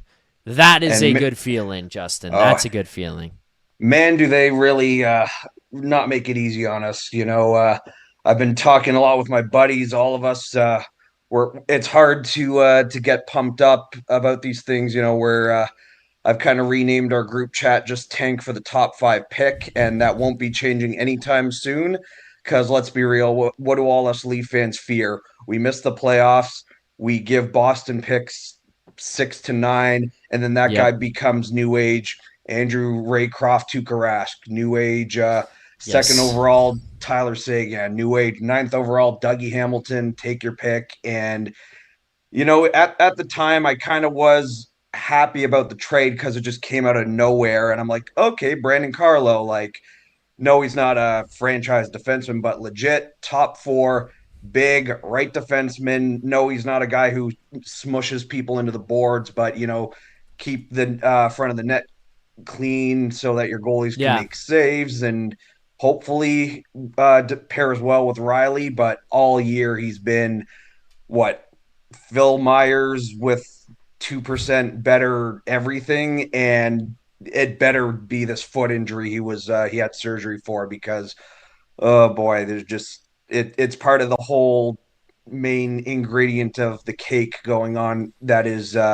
this awful 2025-2026 season. So fingers crossed he gets healthy and he can go back to being a legit top 4 guy, because I think we see what happens as much as, you got your Henry Thrun who can play on the right side. He's still a left shot. And I feel like it's so much easier, when you got left shot guy on the left side, right shot guy on the right side. And it's the reason why, you got Phil Myers who decides, hey, not only let's push the guy into our very fragile goalie who's had how many injuries since he's joined us, but like, oh man, the amount of times I was shouting at my TV, that one especially, just like, this team can't start a period on time if their lives depended on it.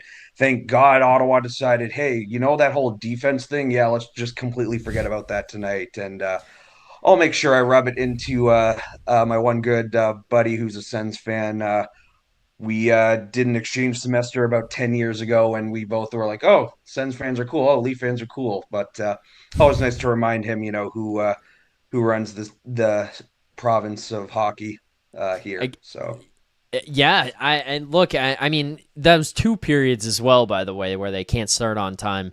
They start on time in the first period, 40 seconds in, they score, and then it's like, well, we've got to make up for it and counterbalance this somehow. So 18 seconds and 14 seconds into the second and the third periods, respectively, the Maple Leafs give up goals to the Sens and kind of make it feel like, okay, you can come back into this game. Okay, you've got life, which is an infuriating thought, Justin, but yeah, the injury thing is an interesting one as well, and the Carlo conversation is interesting because it seems as though, and by all accounts, he might have been dealing with an injury to open this season, and it might have been something that was plaguing him, and then whatever was happening just got too much, and he obviously dealt with that game where he had like 3 blocked shots consecutively, probably took a decent chunk out of him as well. I'm not going to try to pinpoint the injury or blame it on that entirely, but it's been a problem for this team. You talk about man games lost or dollars that have sat out of this lineup. There was a point where I think there was like $38 million of your roster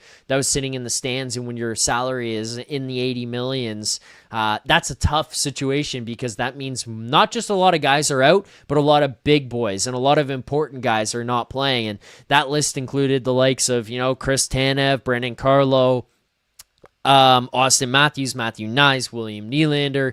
Those guys were out at times. So it was a tough, turbulent start. It can't entirely be blamed on injuries, though, but, I look at that back end, and I'll give you the credit there where you're talking about Carlo coming back and a guy who could maybe be a little bit steadying. Like, look how Chris Tanev has played in the 2 games since his return. And look at the decor. Now, as a whole, yeah, you could have been better in both games defensively. It's not been pretty, and I'm sure the coaching staff is probably getting some gray hairs watching back the tape, but it feels a lot more comforting seeing Chris Tanev and Jake McCabe come over the boards, or Chris Tanev and OEL come over the boards, than where we were when it was like, here comes Myers and Benoit, here comes Rielly and Thrun. That's a little bit different of a feeling. So, you think about Myers and the conversations we've had, that starts changing when Carlo comes back here as well, because no matter what you think of Brandon Carlo, much better of a player than what Phil Myers is. Oh, absolute night and day. And there's a reason why.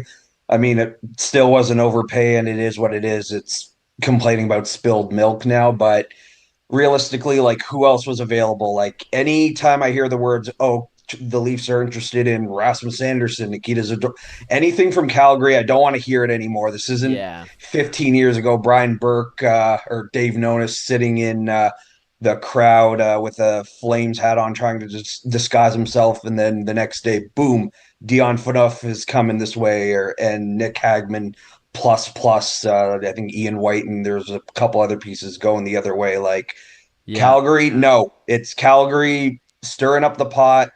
Don't believe anything, and I don't ever want to hear anything from Calgary and the Leafs and the Flames have been discussing. No, none of that. Cut that team out immediately. Calgary, done. No, none, nada, not from that team. So cut that team out. I feel like I've seen a couple things pop up, like, oh, the Sabres and the Leafs. No, Buffalo.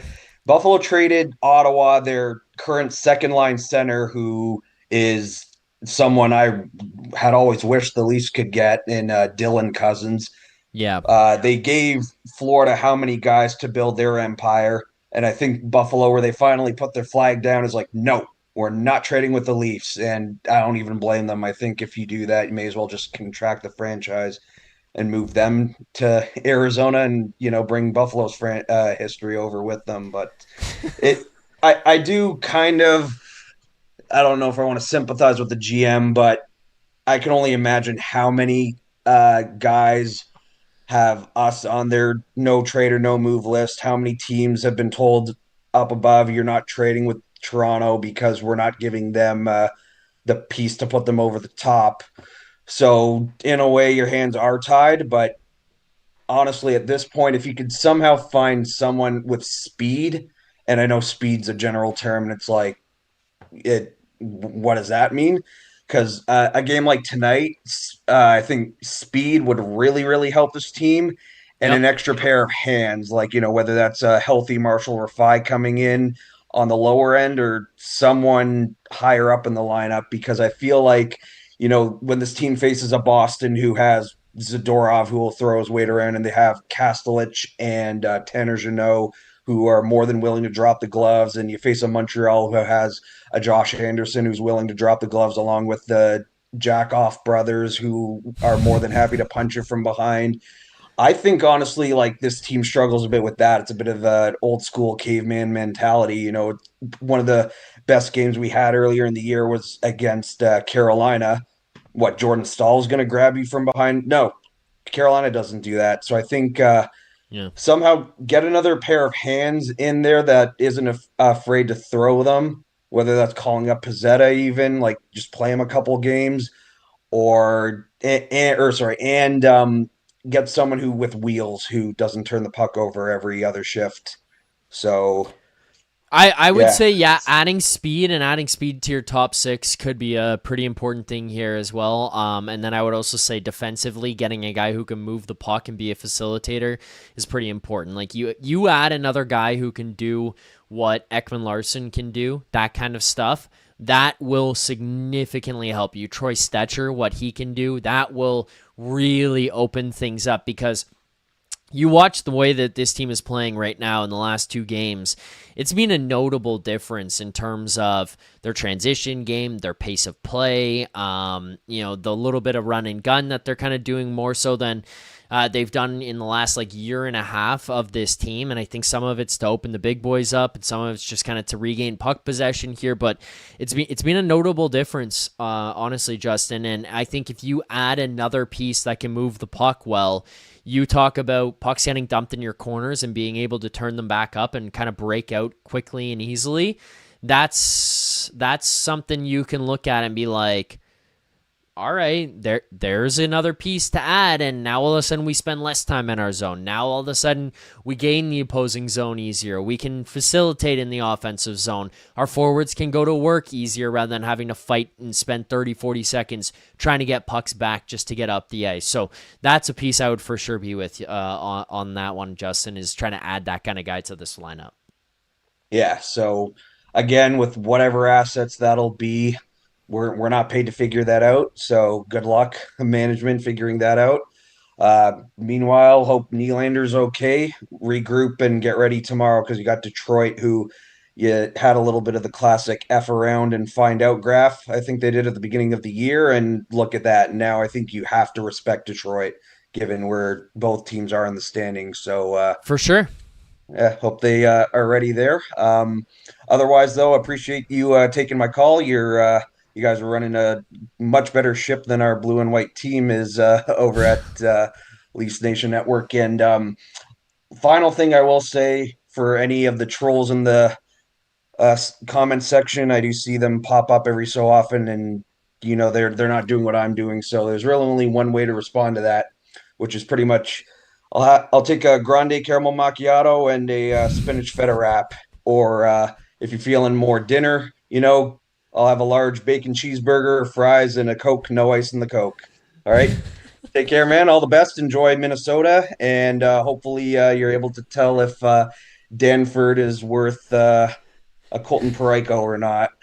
No, I'm kidding. Please don't trade him. Whatever you guys do, do not trade him. Honestly, please don't. Justin, what a way to end that call. I appreciate it. Thank you for joining. I appreciate the kind words too as I go to Minnesota, and I'm with you no matter what I see in Minnesota here of Ben Danford. That's the kind of piece I just want to give him an opportunity to get into this organization and play for the Marlies or play for the Leafs and see what kind of player and kind of mind and approach he has to the game before that kind of whole trade chatter sparks up about Ben Danford, because you trade Ben Danford, and like 3 years from now, he is Colton Parayko. That's just how the Leafs will work. So that's the kind of piece I want to hold on to, because they've never been good at kind of growing those guys internally themselves. But Justin, amazing call. Thank you for doing this, and hope to hear from you soon. All the best. Take care. And go Leafs, go. There you go. Justin calling in. Appreciate that call. That'll do it for the phone calls here tonight. I think that is it for us here. We do have Super Chat to get to, as well as a couple final things to wrap up here tonight. Flight out to Minnesota tomorrow. Should be there in time for the beginning of the Maple Leafs Red Wings game. Let's get to the Super Chat that we had come in, because it is a fucking massive one on the line. This Super Chat comes in thanks to our friend Tom Robbins. Tom says, "Go Leafs, go." This is a $300 super chat, by the way. Tom Robbins with a $300 super chat. Tom says, "Go Leafs, go. I'm sure we will compete for a playoff spot, but this year, maybe a wild card spot. Regardless of wild card, they can still go for it. Look at some of the other past champs. Thank you for supporting Sick Kids." Yes, Tom, thank you for supporting Sick Kids. You're the one sending in the $300 donation here to the post-game show, so thank you for that one. I'll also just add in here, on top of what you're saying there, Tom, like, I think the way they play and the way they've opened this season is not very inspiring. It doesn't provide much confidence to myself or other Leafs fans about this team's ability to do much big picture, going on any type of run or sustaining any type of success. But they are for sure in the wild card conversation. They never completely fell out of it, and the East being as weak as it is has fully opened up the door for the Maple Leafs to stay in this one. Because if this is last season, 2 seasons ago, they start the way they did to open this season, it's over. Like, there is no coming back from it. Do I think that the way the team has played has been inspiring enough to suggest, yeah, they can come back or should come back or will come back? No. And I am happy with the last 2 games. There's a lot to build off of in those 2 games, but will they build off of it? I don't know. This team hasn't given me too many reasons to trust them over the last 10 years, so I'm not really going to jump back in and say they can and they will. I want them to. I hope they can, but I'm not exuding confidence right now. They are in the wild card conversation, and this is where I go both ways. So, on one side, the East is so open. If you can get hot at the right time and you can put together some wins and you can get into a wild card and you can get into the playoffs, you could do some damage. Mostly because the Eastern Conference is so poor. The other side of this coin and the devil's advocate side is, are you really that good, or is the Eastern Conference that bad? Minnesota, Colorado, Dallas, I don't think they stack up the same way to the Maple Leafs. I don't think they're in the same conversation. That's where it concerns me. Do you get false hope and get into a conference finals against Carolina? I'm obviously looking way down the road, and you're not in a playoff spot right now, so it's getting ahead of ourselves. But I'm just saying, in terms of the super chat that was sent, a $300 super chat, by the way, from Tom Robbins. In terms of the super chat that was sent, you have to think about these things. Do you get false hope because the East is so poor? It's possible. It's a weird year. Let's get to our final segment before we get to play of the game and grade of the game. Crave the Stats. Crave the Stats is a presentation of Uber Eats. Again, thanks to our friends at Uber Eats. The other day on the watch along, Uber Eats hooked us up. It was that easy. Game starts at 4. Awkward timing for me, for the show, for the game, for my dinner, and Uber Eats is there to help save the day. Uber Eats is enabling fans to maximize their fandom all season long with exclusive game day deals on the app. From game day eats to paper plates and napkins if you're hosting, to all the ingredients you need to make your favorite game day dip. Every time the Leafs are playing at home, you can get these exclusive deals in Toronto only on Uber Eats. Firehouse Subs, the BOGO Brisket Hat Trick, Kibo Sushi, the BOGO California Roll, Shelby Shawarma, the BOGO Traditional Wrap. BOGO, of course, is buy one, get one before, during, and after the game. Uber Eats assisting every fan's hockey experience all season long. Stat of the day, I just kind of want to run through box score from this one here tonight. So jumping over to the ESPN box score, just for people, context, for if you pull up yours and it's not the same. The Maple Leafs did kind of get helped out here by Ottawa not having very good goaltending with Linus Ullmark tonight, and that's been a problem for them all season long. But power play-wise, the Maple Leafs go 2 for 3, which is a complete shakeup of how things have gone to start this season. It's been absolutely piss poor until this point. Now all of a sudden, Mark Savard's gone, and the savior is here. Steve Sullivan, and the Maple Leafs go 2 for 2 to open the first period on the power play. 2 for 3 in this game total right now. Or to conclude, the Sens 0 for 1 on their power play opportunity. The Leafs and the Sens are the two of the best power face-off teams in the NHL. The Maple Leafs go 45.5%. The Sens go 54.5%. They get the upper hand. The Maple Leafs outshoot the Sens, which is not something we've been familiar with for the Maple Leafs this season, outshooting an opponent. They do tonight, though, 33-31. Out-hit the Sens 32-30. They did not shy away from the physical game, so credit to them for that tonight. They stuck up for their teammates, for each other, for their goaltender, and they went toe-to-toe with Brady Tkachuk. They did not seem scared at all. Takeaways 6-4 in favor of the Maple Leafs. Giveaways 18-17.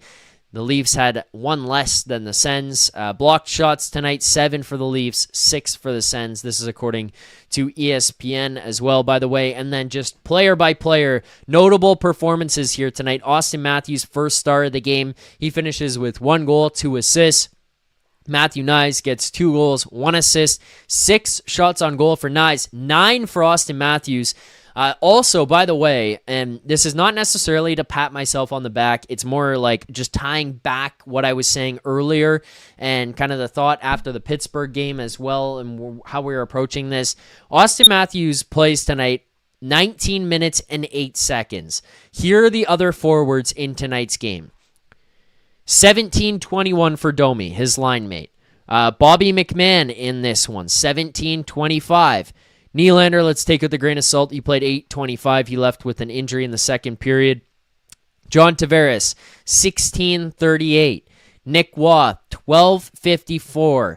Matthias Michelli, 1554. Steven Lorentz, 1540. Scott Lawton, 1644. Matthew Nyes, 1638. Dakota Joshua, 1309.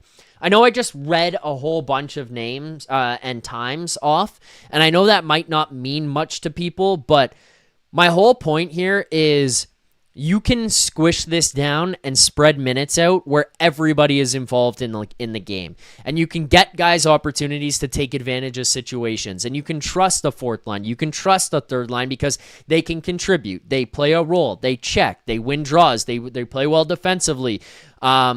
And then you can also look at your big boys and be like, let's get you out in favorable matchups. Let's get you out in the offensive zone. Let's keep you away from the best defensive pair. Let's give you power play time. And you can kind of start to give them that and find ice time at 5-on-5 for other guys and, open the game open up a little bit more and get everyone involved. In the regular season, especially one that's as condensed as this one, and right now where you're going to need to get points every single night, having that alleviates pressure from everybody and opens things up. So I think that's kind of an interesting thing here with the way the lines are constructed, what these guys can do for each other from line 1 to 4, and being able to kind of smush things together where it's easier to blend from one to the next rather than having to play Matthews for 23 and Nylander for 22 and Nyes for 20 and JT for 21 and then going, oh shit, Lawton, Lorentz, Joshua and Nick Waugh, they played 8 minutes tonight. Nick Robertson obviously plays 9:52. Unfortunate for Nicky Bobby. I like what the kid does out there. Scores the goal as well, which I was really happy about. But goal and assist, actually, by the way, finishes +1, 5 shots on goal in his short time on the ice. But being able to condense everyone like that, I think, is good long term. It's good long term, and it's good to be able to rely on everybody. So credit there, and it's something that's noticeable with this team. Ekman Larson, on the other side, -2. I did think he played pretty well tonight. He did have a couple where, like that one where JT gets caught in the neutral zone. He tries to recover for JT. I think you got to trust your guy who's going to be able to take away a clean look for Dylan Cousins, and then you can take away the backdoor pass. Unless that's something they're deciding they're going to consciously do where he's going to go over to the puck carrier, but he misses the pass. He doesn't get over to Cousins in time, and then Batherson's the one who scores on the opposite end. Box score wise, not the prettiest night for OEL, but I like what he brings every night. Jake McCabe, another really good night for him. He finishes +3 in this one. Physical guy tonight. Chris Tanev, physical presence as well. +2 in this one. 21 minutes and 27 seconds. Troy Stecher, I just want to touch on quickly. Troy Stecher at the end, firing up the crowd. I fucking love that. The quote comes out from Max Domi after the game. He says, he's one of the most competitive guys he's ever played with. He battles and competes every single shift he goes on the ice. I love that attitude. I love that mindset. I love that Troy Stecher has come in here, and he's just a battler. You can tell his mental approach, the way he attacks every single shift, every game. He's a guy who's here to compete. He's here to show up. I'm loving what Troy Stecher is bringing. He's not a guy who's going to be like, wow, he's fucking amazing every single night. But Troy Stecher, to me, is a guy who, at least mentality-wise, is a real positive to have in that locker room. So I'll give it to Troy Stecher on that. I like that he's firing up the crowd at the end of the game as well. That's the box score. I want to make one note here. We didn't talk about it on the stream yet so far, but we talked about it in the live watch-along, and I noticed it a lot more again in this game tonight. There is a conscious effort right now from the Toronto Maple Leafs to possess the puck a lot more. I know that is like, no shit, that's the smart thing to do. You hold the puck, you have a better chance at getting offensive zone time and maintaining offensive zone time and tiring out defense and getting an opportunity to put a cycle game on and then get your big boys over the boards and wear down goaltenders and opposing teams and get more shots and get more chances. Like, no shit. That's simple. That makes sense. But if you watched how they played for the first 35 games of the season, they did not do that. I look at that Nyes goal that he scores, the second one, where he pulls it from his forehand to his backhand. Before that play happens, Matias Maccelli gets the puck just inside the blue line, slows down a little bit to kind of choose the pace at which he's going to go, and then starts going through the neutral zone. Instead of getting to the center ice, which 99.99% of the time he would have done in the first 35 games based on the way this team was playing, he's getting to center and he's dumping it in.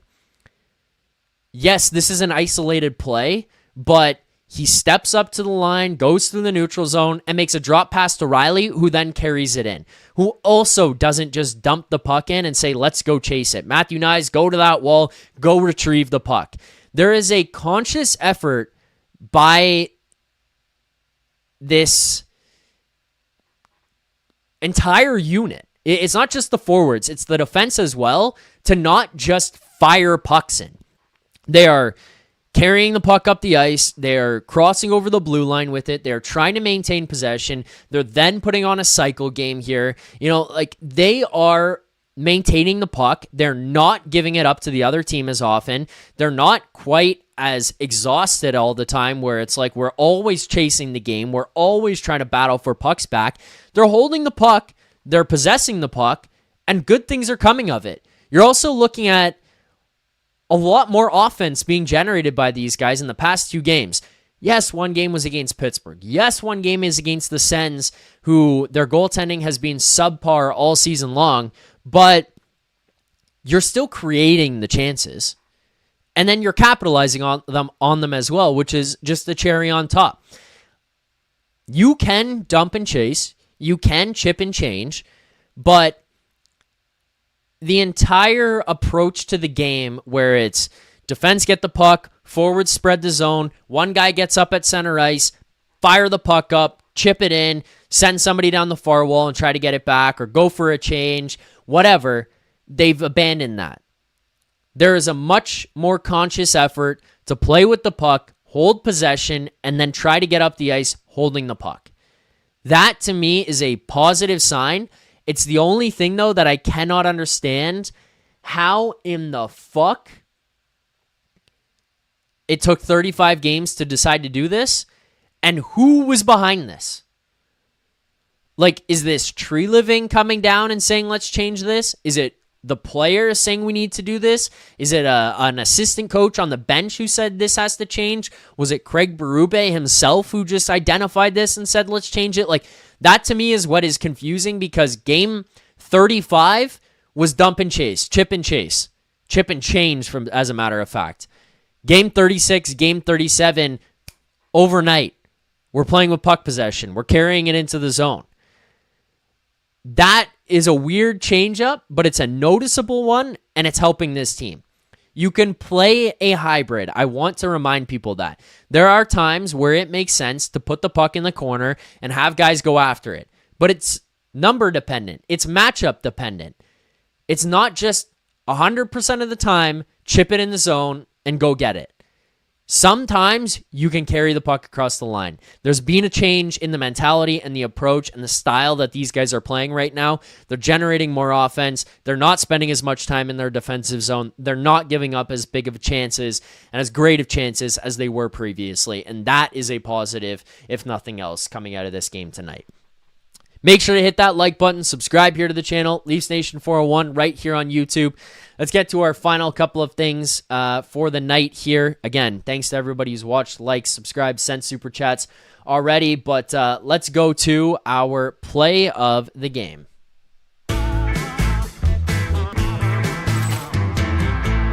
Play of the game tonight. There's a bunch. I'm not going to give it to the Nylander goal to open the game 40 seconds in on the power play. It was nice to score on the power play and get Steve Sullivan's power play tenure with the Toronto Maple Leafs underway off to a positive note.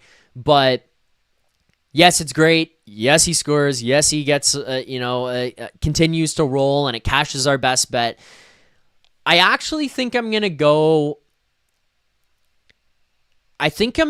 with the Matthew Nyes second goal, and I'll give some honorable mentions, and I want to know what you guys say in the chat here for your play of the game too, so send those in. I want to read everybody else's, but I think that the Nyes second goal was awesome for a few reasons. One, I just talked about the possession game. You know, stepping up across the line and making a conscious effort to hold on to the puck, to maintain it, and to not just toss it away right away and fire it into the corner. That's a nice concept. I mean, it's not something they would have done in the past. I'll show you guys the video here 1 second. I'm just pulling it up on the screen for everybody to be able to see. I want to make sure it's big enough for everyone. Here you go. This should work here. And sorry if you're watching on podcast, but Matias Maccelli gets this puck just inside the blue line. He breaks up the ice. Right here is where I want to pause it. This step across slows down and steps across the line rather than just trying to get right here to center. He's got the line. He could dump this in. Nyes is here. It's easy for him to throw it up the wall, fire it in. It's easy for him to just say, hey, you go chase it, which is what they would have done previously. Does not do so. Now, maybe this is just Matias Maccelli being defiant, but I'm going to choose to say it's not, because as a whole, this Leafs team has changed over the last 2 games where they've not been doing this. But Maccelli steps up and says, nope, I'm not going to dump it in. Nyes recognizes we're dropping back, sees Rielly here, dishes to Rielly. Again, Rielly cross center. Okay, Maccelli's outside. He could rim it around the boards, send Maccelli in and try to fight for that puck back. Instead, Morgan Rielly drives down the wall. Drives down low. Now, here is another positive thing. Nyes is third guy high. Rielly is down low. This could have been executed a little bit better, but still, Rielly down low. Maccelli comes across through the middle and brings Matt Paulo with him. Right there. Brings him, and Nyes starts finding open ice. I don't know if this was intentional by Morgan Rielly, but part of me wonders if he was trying to pass to Maccelli, but point is, Nyes finds the open ice. He's open high guy. You draw 2 guys down in with you. If you're Rielly, the defender, you pushed all the way back to the bottom of the circle. He never makes a play on you. Draw the Sens defender back down in with you as well on Morgan Rielly's back. And then he goes here. Again, I still think he was probably trying to pass to Maccelli, but Maccelli brings in everybody here. Nyes, look at that. Matt and Paulo trying to make a hit on Maccelli, thinking he's going to get it. Opens up Nyes. Nyes, look at that. Could have shot this thing right here. Patience. Forehand, backhand, tuck. That is my play of the game for tonight. Credit to Sportsnet for the clips here as well throughout the entire show that we've shown tonight. Maccelli driving down low, driving right to the front. Morgan Rielly bringing defenders down with him. Matthew Nyes finding open ice and staying high guy in that. Because you remember, I mean, going back to the beginning of this clip, Matthew Nyes is the first guy up the ice. Recognizes, holds, okay, go across the line, and then boom, right here. I am now high guy. Matias Maccelli is driving. Look across. Maccelli is the one going in. Nyes, there you go. High guy, open ice, get that puck, goal. You support. You're not too high because you got 3 down below. You're not going to get beat on an odd man going the other way. Rielly throws that thing out front. Again, still probably trying to throw to Maccelli. But Matthew Nyes buries. That's my play of the game. My honorable mention will go to the Matthew Nyes first goal. Open himself up in the bumper. Domi, beautiful pass, beautiful shot. There's not too much like X's and O's on that one. Just a guy gets open, great pass across, and a beautiful finish by Matthew Nyes. The other one that I'm going to give as an honorable mention, it's not really one. It's kind of the line here tonight. I'm going to give the Bobby McMahon, Max Domi, Auston Matthews line their flowers and kind of bringing it all together. The goals that they scored, it was creating second chance opportunities. It was forcing turnovers and holding the zone.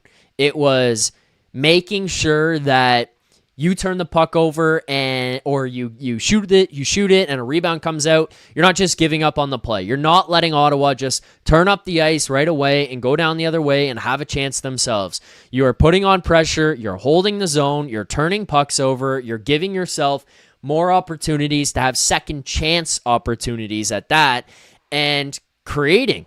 Like, they created a lot for themselves here tonight because they just didn't give up on plays. They didn't give up in the offensive zone. So much of what they did was just battling and not giving up, and that first line had a few shifts in that second period, one of which Bobby McMahon scores, one of which Auston Matthews scores, where it was like, offensively, they were dangerous.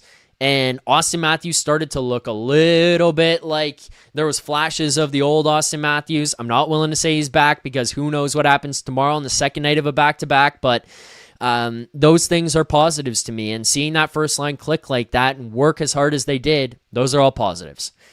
Let's get out of here with the final segment. You guys send yours in the chat. I want to know where you feel on, or where you stand on this one. Grade of the game. How do you feel about tonight? Give me a grade of the game tonight. I think I'm going to go with a B. I'll go with a B+. Changing the style, adapting the style, real positive signs. Offense executing, positive. Big boys scoring, Nylander, Matthews, Nyes, Tavares empty netter, positives. Power play, 2 for 3, positive. Penalty kill, 1 for 1, positive. Outshooting the Sens, positive. Joseph Woll, 839 save percentage, negative. Giving up the goals to start the second period, to start the third period, 14 seconds and 18 seconds, negatives. Like, those are negatives, unfortunately. In general here, winning this game, not quitting, not waving the white flag, losing William Nylander after he only played 8 minutes and 25 seconds in this one, and still battling through, positives. I'm shy of an A grade because defensively it was rough. You gave Ottawa some chances to get back into this one when they didn't deserve to. There were a few bad breakdowns that we've discussed here already. You know, the JT one where where Stetcher steps up in the neutral zone. JT allows him getting back. OEL kind of rushes over to that side and then gives up the open pass to Batherson. Tough. Stützle stepping in, breaking through Matthews, breaking through McMahon. That's a tough one. Like, you don't want your $13 million center, a guy we're putting so much emphasis on his amazing defensive game, giving up the inside to Stützle to walk in and get a great shot on Joseph Woll. Like, that you don't want. Woll should have had that one too. Like, there were negatives along the way here. Third period power play, again, also not great. Gave up a good chance to Ottawa. But in general, B+ for me. You won. You got a couple in a row. You took 2 points away from the Sens. You add 2 points yourself. You're not out of this wild card race at all. You still got more than half the season left to go. You go on a run here. You beat Detroit tomorrow night. Next thing you know, you can smell a wild card spot. And if you start to piece that together and you get into a wild card and you get on a roll, you can salvage what has been a disastrous start to the season. That's what it has been. Disastrous. But you won. You're changing your style. You're adapting, and your power play's clicking. Those are all bonuses. Tanev McCabe looked good. Bonus. Like, there were some good stuff, good things that happened here in this game tonight. That'll do it for me for tonight's postgame. Thank you to everybody who watched, liked, subscribed, commented. Oh, one more super chat here as well. Max Entius Decimus. Tim Stützle is the world's best diver. Soccer players study this man. Even Neymar respects his skills. Timmy Stu is a bit of a diver. Actually, bit is a generous. He is a diver. Full blown. He's a diver. Thanks to the super chat, Max. Also, by the way, $500 in super chats donated to tonight's post-game show. Thank you to everybody. Tim Robbins, just the man. Or Tom Robbins, excuse me, just the man, firing away super chats here on the post-game. A $300 super chat did come in from Tom. Thanks, everybody, for watching. I will be back tomorrow, live from Minnesota. hoping everything goes smoothly here in terms of weather and getting out there on time and getting to the hotel and setting everything up. But we'll be live following the game for another Leafs Nation After Dark to break everything down following the game against the Red Wings. Hit that like button, subscribe on your way out. Make sure to check out the Leafs Nation After Dark wherever you get your podcasts. We'll see you guys tomorrow. Until then, keep believing. For more content just like this, including game previews, post-game live shows, Leafs Morning Take Monday through Friday with Nick Alberga and Jay Rosehill with special guests, as well as instant reaction videos, make sure to be subscribed here to the Leafs Nation YouTube channel. Turn on notifications so you don't miss anything, and drop a like.